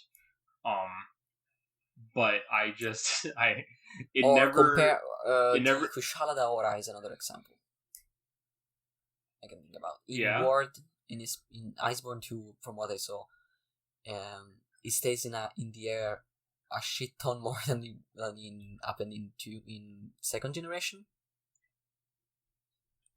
I mean, you also can, like, it's funny you say that can because consistently get it out of the air, unless you spam flash bomb and all that, and it starts to get immune to flash bomb at a certain point. Or actually, you can use the flash bomb, but it doesn't immediately go to the ground. It just stays in the air, flashed.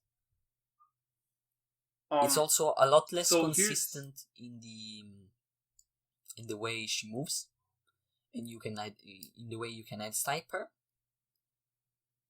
In general, monsters waste a lot of time, either by staying in the air, where you really don't have the tools to deal with them, or by charging around and moving around the map. Well, the thing is that with my playstyle, right, neither of those things really matter to me, because, like, you know, when you have like, for some, I agree that there are certain monsters that stay in the air a lot more than older games, like including some new monsters that pretty much stay in the air all the time, like the Gianna.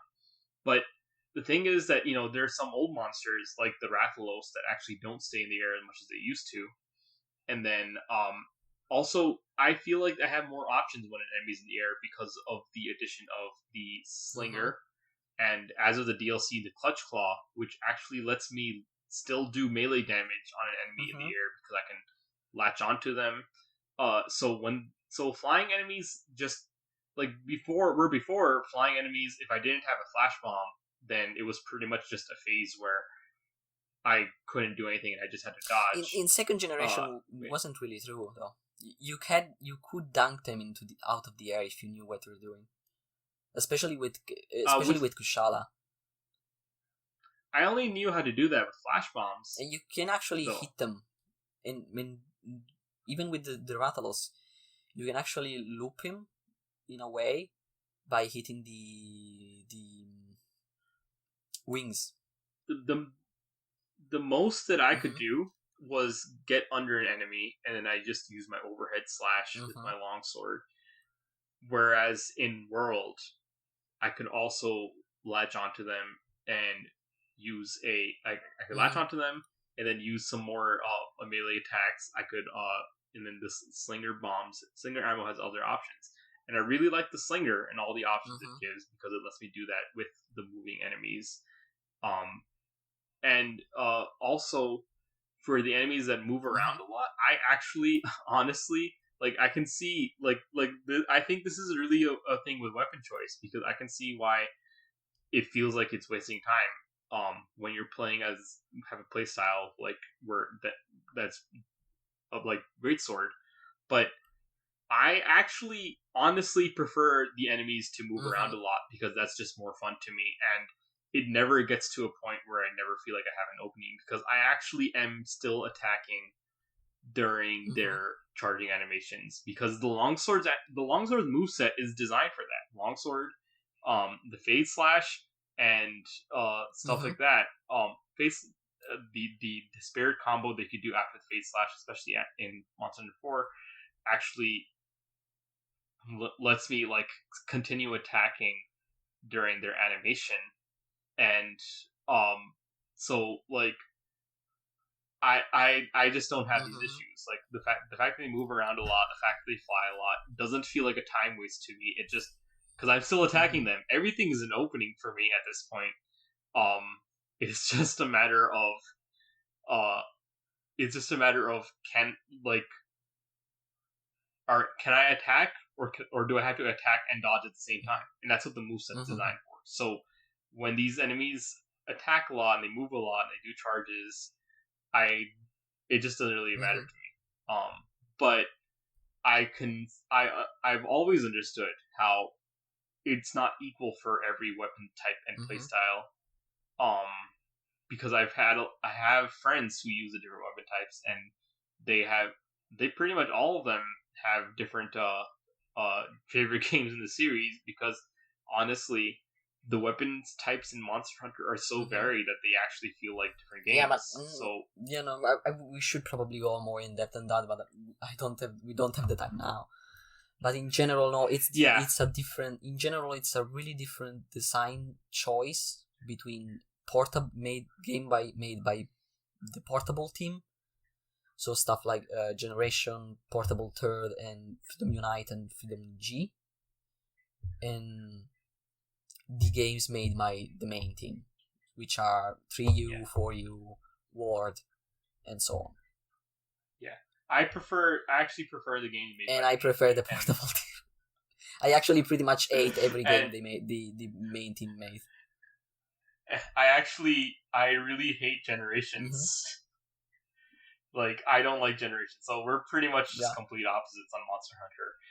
But I think we both can agree that you should just still try to get good and, not blame the game. Like, it's... No, of course not.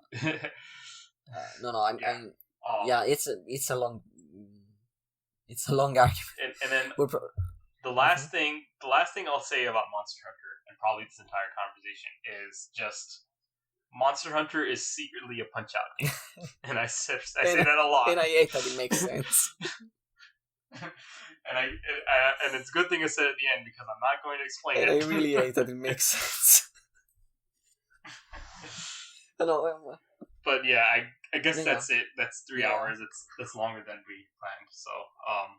So you can plug yourself pretty much. Tell the people where they can find you. Okay, yeah. So my name is Khaayyam. That's Khayyaam. You can find me on my Twitter, which is KhayyamBut at KhayyamBut. I basically go by that name everywhere nowadays. So you can find me in the Stinger forums by that name. My actual YouTube is also by that name. And that's where you will find the gameplay footage that you are probably seeing on this podcast. But I basically only started putting up gameplay footage last year, so I don't have a lot, but I have a lot more planned. I'm going through all the DLC Kingdom Hearts bosses. I'm planning on Tales content. I'm planning on more Yakuza and Devil May Cry content. Generally, I'm more focused on the lesser played action games, so don't expect me to